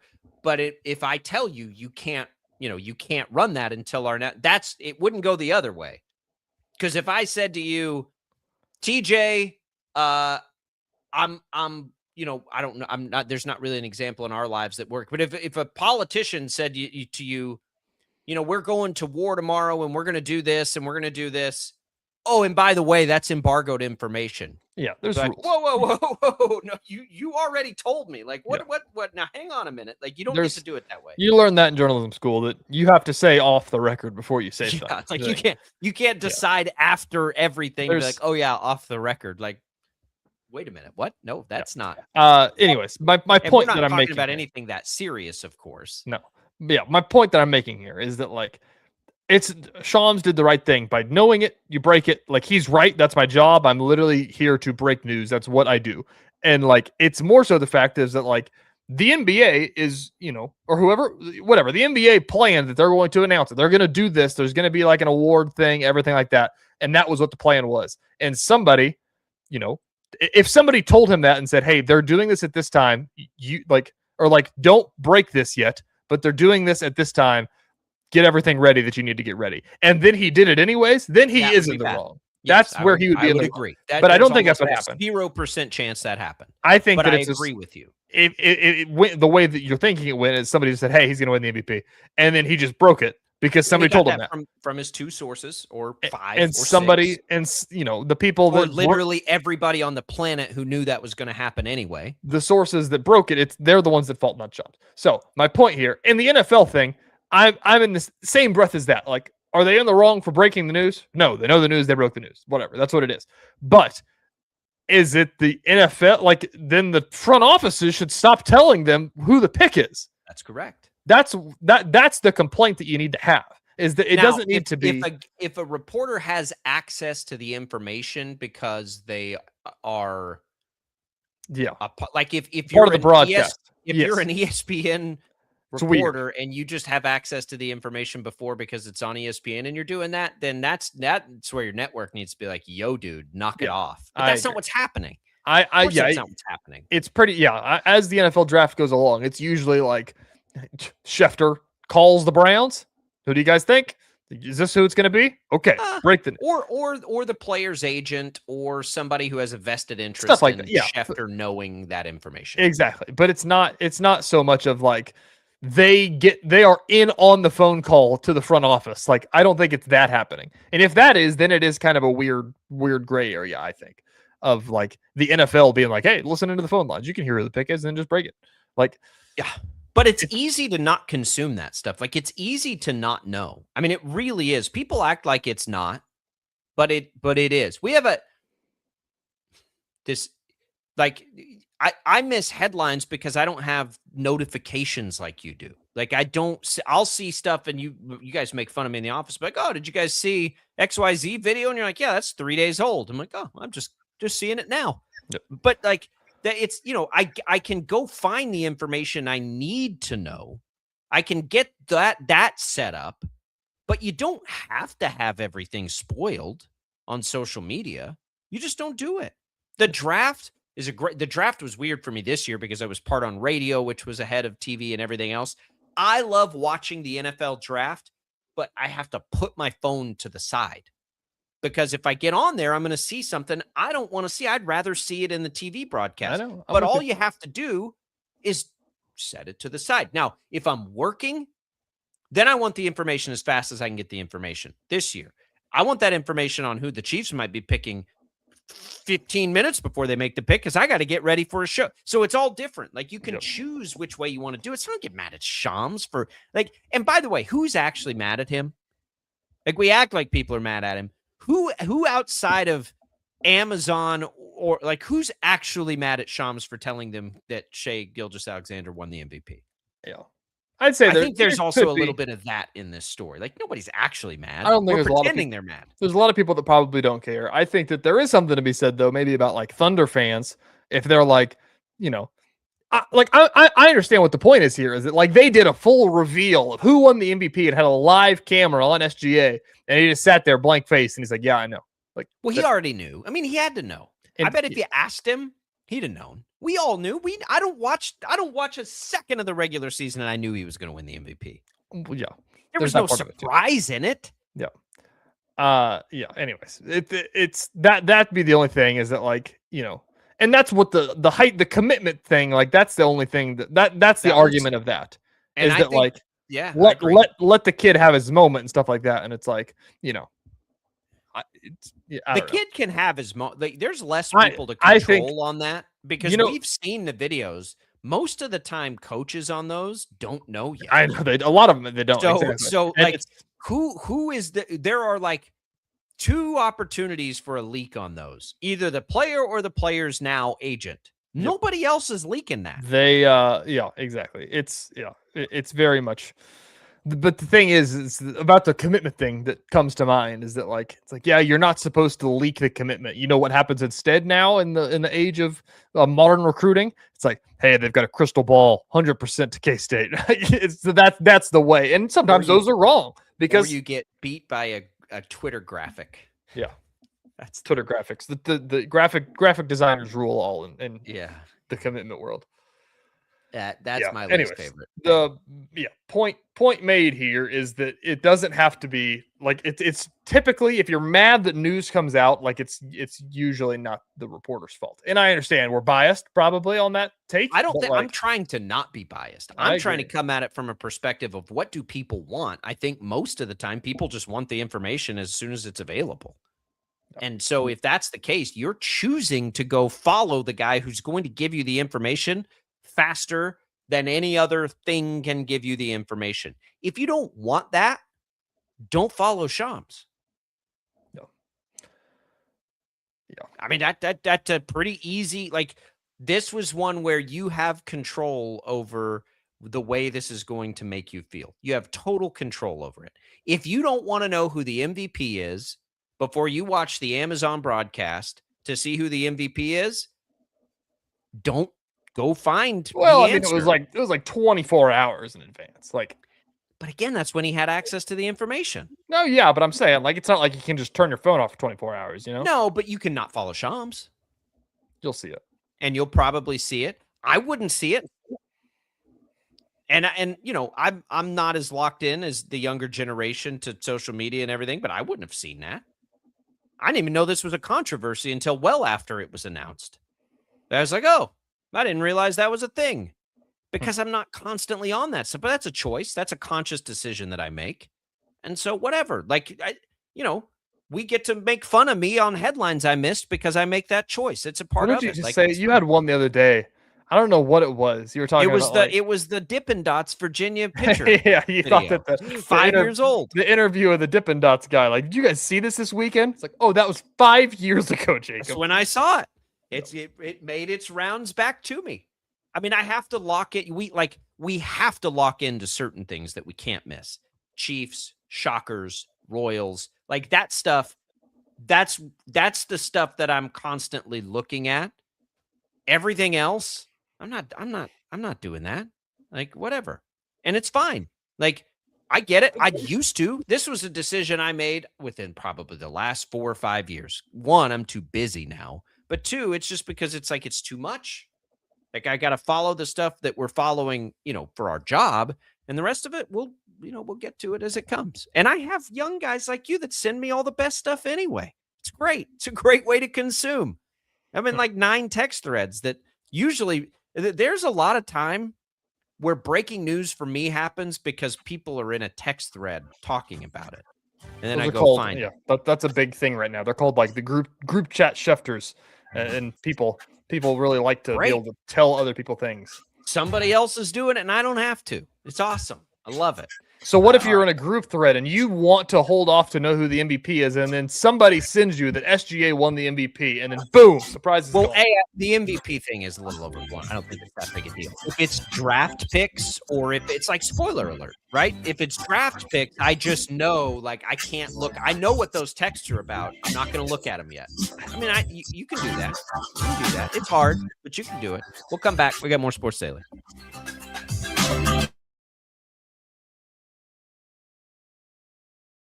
Lightning, hail, tornadoes, flooding.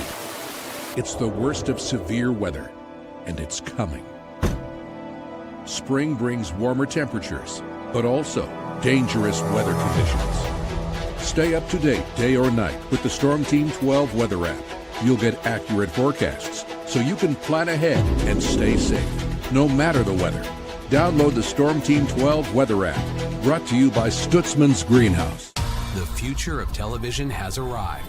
Next Gen TV is here with stunning video, movie theater quality sound, enhanced voice clarity, and interactive features, all upgradable for the future. Learn more at watchnextgentv.com.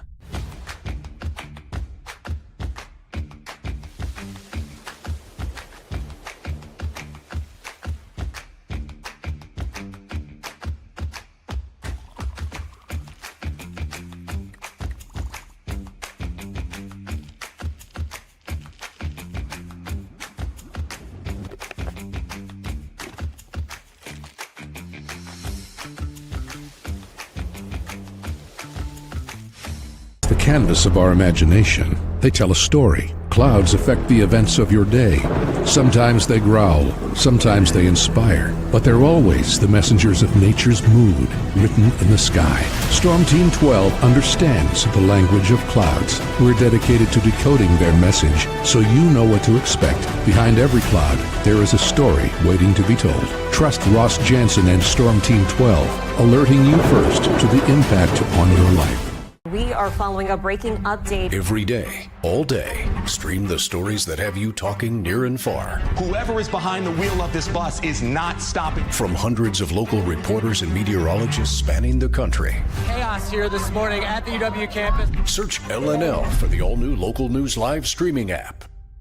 Odyssey is one of the most influential audio and entertainment brands in the nation. You already know Odyssey's iconic local radio brands in Wichita. But did you know Odyssey has the country's best collection of music, news, and sports brands? Odyssey is also a premium podcast creator, major event producer, and digital innovator. Odyssey brings people together across the country and right here in Wichita. Odyssey also delivers meaningful radio and digital audio results. Find out our story and impact at odysseyinc.com/Wichita.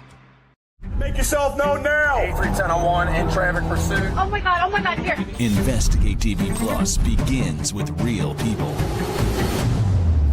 We investigate stories that impact you. And inspire change every day. Something is broken. Real problems. Why are they hiding it? And real solutions. My daughter was dying in front of me.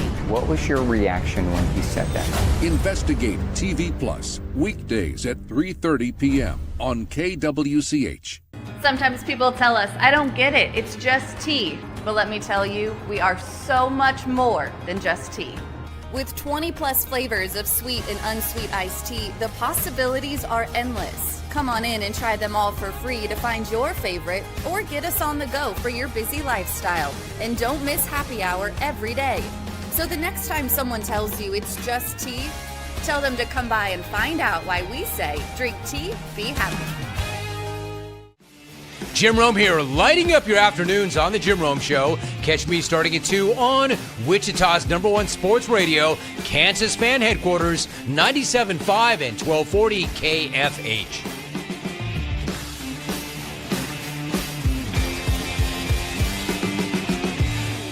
Mornings are busy. We're here to make your mornings better. We report the stories that affect you. 3 more hospital lies from contaminated apple juice just a day after the FDA issued a recall. We're here to make your mornings better. Closing east and westbound lanes of K96 for repairs. With 12 News, you're prepared for your whole day. Scattered thunderstorms across the state into the afternoon. Stay a step ahead with 12 News this morning on KWCH and KSCW.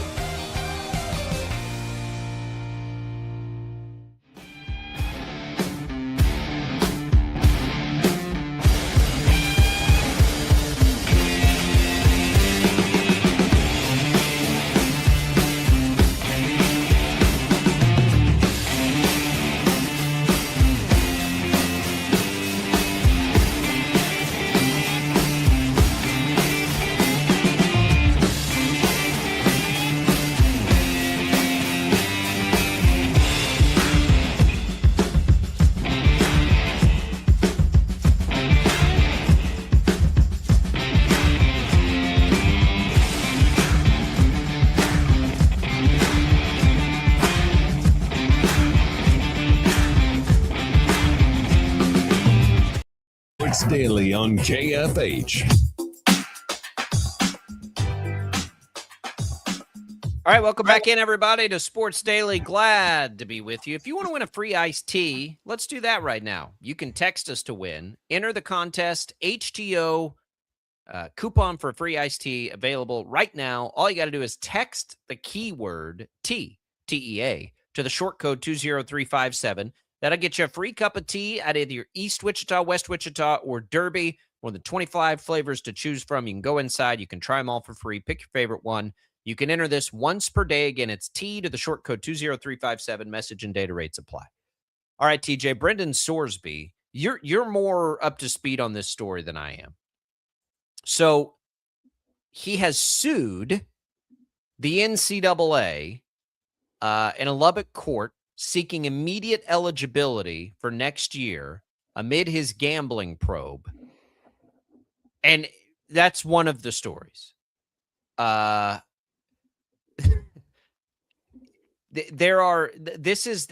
can't decide how bad an idea this is, because you're getting things, like the Action Network reports that he was betting on Turkish basketball league games, Romanian soccer games, tennis doubles matches, and the hot dog eating contest.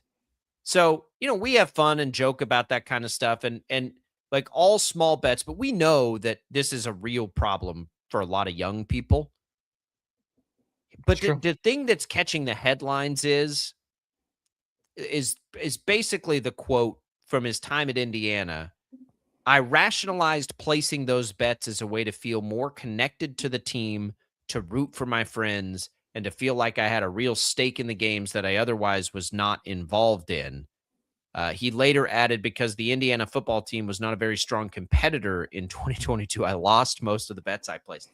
Like, you hear that stuff, and it's like, well, yeah, why did I bet the Nathan's hot dog eating contest? And you ask Joe Schmo on the street, Because I bet $5 because I thought it'd make watching the Nathan's hot dog eating contest more fun.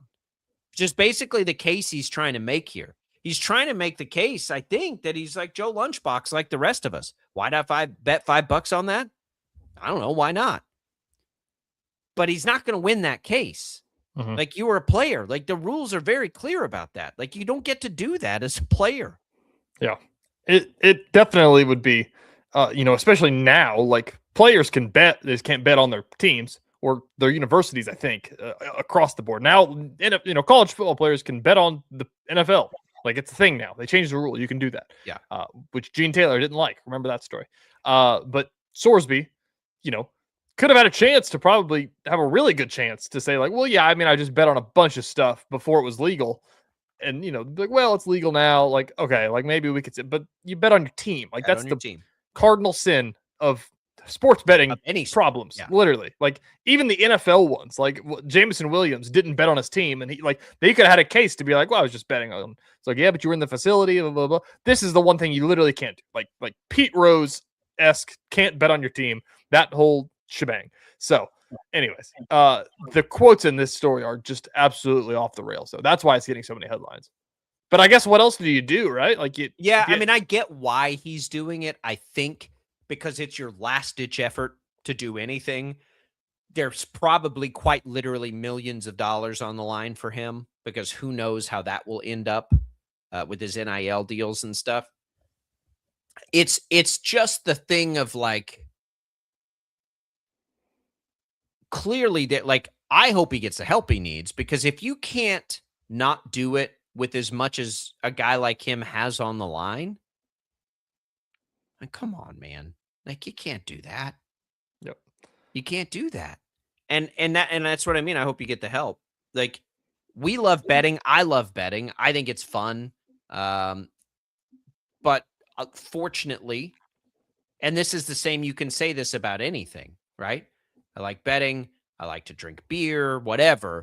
Fortunately, you get to do that because you have control of it. Unfortunately, that's not the case for everybody. And I get that. And I don't want to be insensitive to that at all. Never, ever do I want to. When we talk about betting or whatever, it's fun. But for some people, it's a problem. And I hate that it is. And I hope that he gets the help, because, like, when you see that, you're like, my goodness. Like, what, like, everything that was on the line. And I don't know, do we know how recently he's bet? Like, has he been betting since we know that he hasn't bet on his team since 2022. And when he was in Indiana, he didn't bet on his team at Cincinnati. I mean, I think it was through the 2025 season, like last year.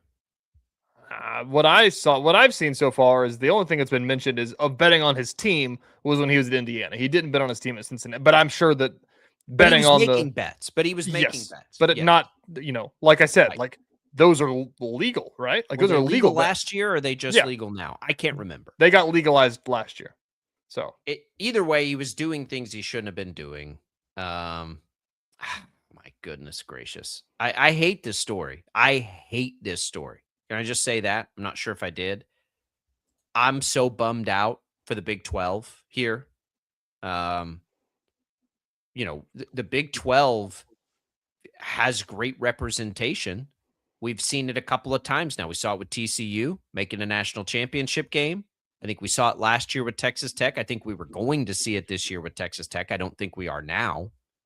I hate that for the league. I hate it because this was, he was kind of the champion this year, probably. No disrespect to KU or K-State. We hope that they're awesome.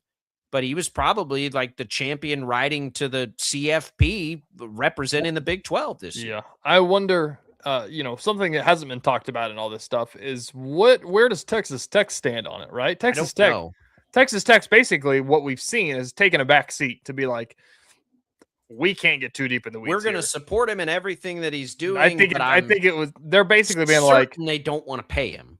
That for sure, but I think that that's a whole legal mess in itself, I'm sure. Like, like, for the rules of, like, when do you pay? When do you don't pay? Do you pay a suspended player? Do you pay you know what I mean? Like, weird stuff about that.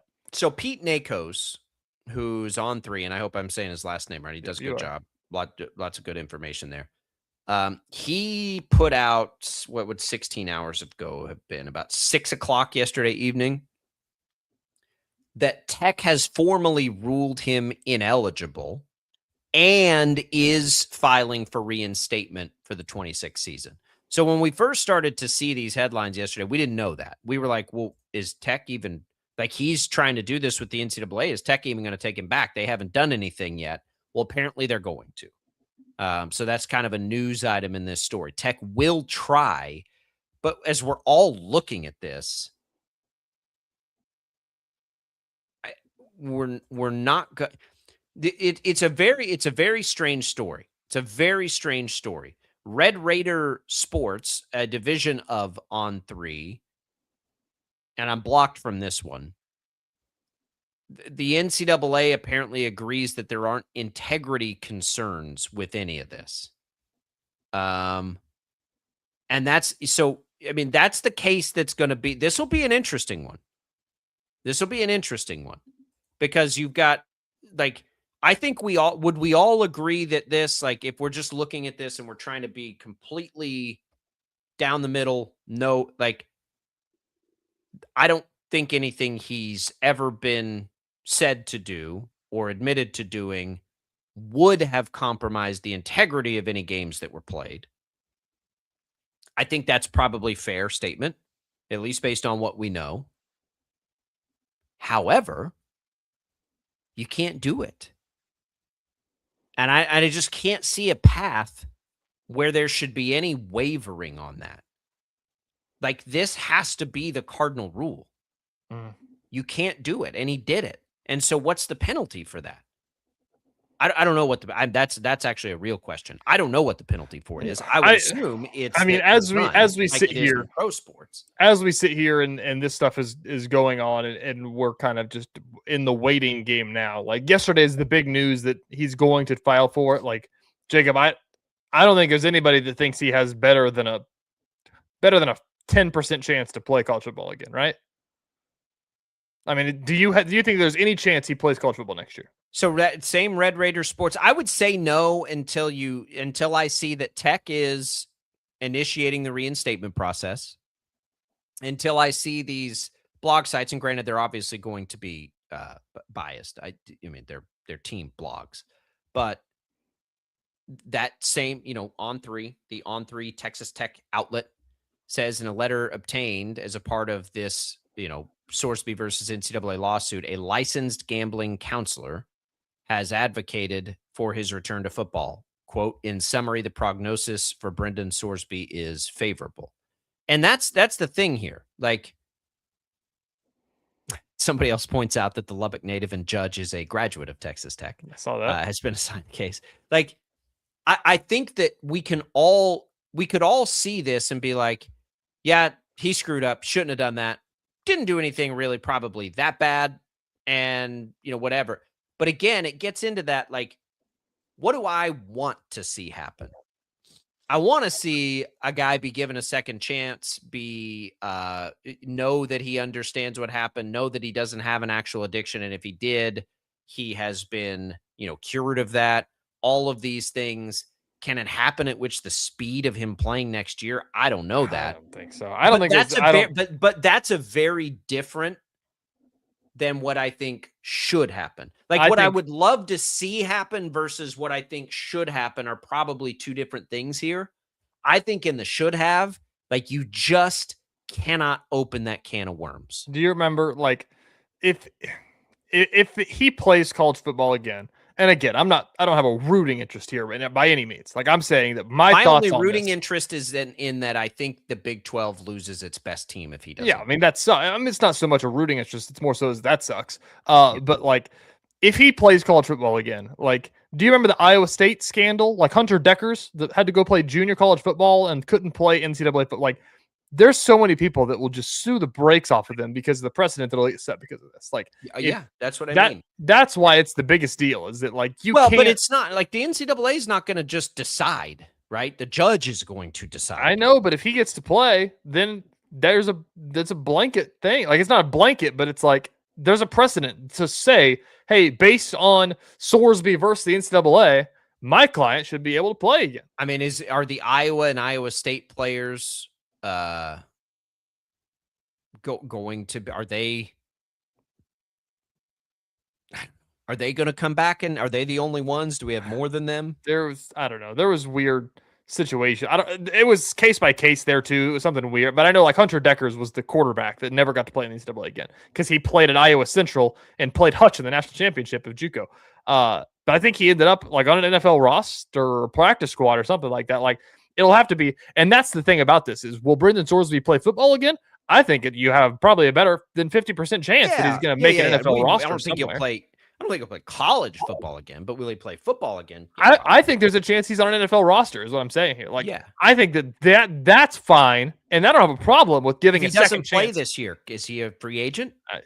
Supplemental draft. That's a thing. You got to figure out. There's a deadline. That's the big story here. He can enter the supplemental draft and somebody can take him in a draft.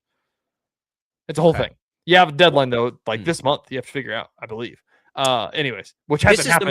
This is the most lawyer story of all time. It very much. The lawyers are going to go wild with this. 100%. But like that's my point in all this stuff is that like if the NFL wants to give him a second chance and say, listen, what you did was pretty dumb, but like we think that but like that's our point is that like you can't do it in college though. Like you literally are betting on college football games. You can't let somebody that did that. And again, they make the point that I say is that every time there's a betting scandal of any kind of thing, is that what your mind immediately goes to is like, but did they bet on their team or against their team, right? Are they point shaving? Did it make a difference in the games? Were the games fixed? And they weren't. He didn't play, and he bet on his team, so that's his case. But you can't do it. Yep, exactly. I'm with you. And by the way, the NFL will not care one bit about this. Yeah. If they think he can be a good quarterback, 32 teams would line up to take him. They don't care. Yep. They don't care about much worse things. They're not going to care about this. I don't know. I'm going to call it 25% chance. 25%. No way it's that high. He's not. Don't underestimate a lawyer. Don't underestimate. He's got a good lawyer. It's going to be a hot mess if it happens. Hot mess. That'll be no fun to cover. I don't know. We'll come back. We got more Sports Daily. Don't go away.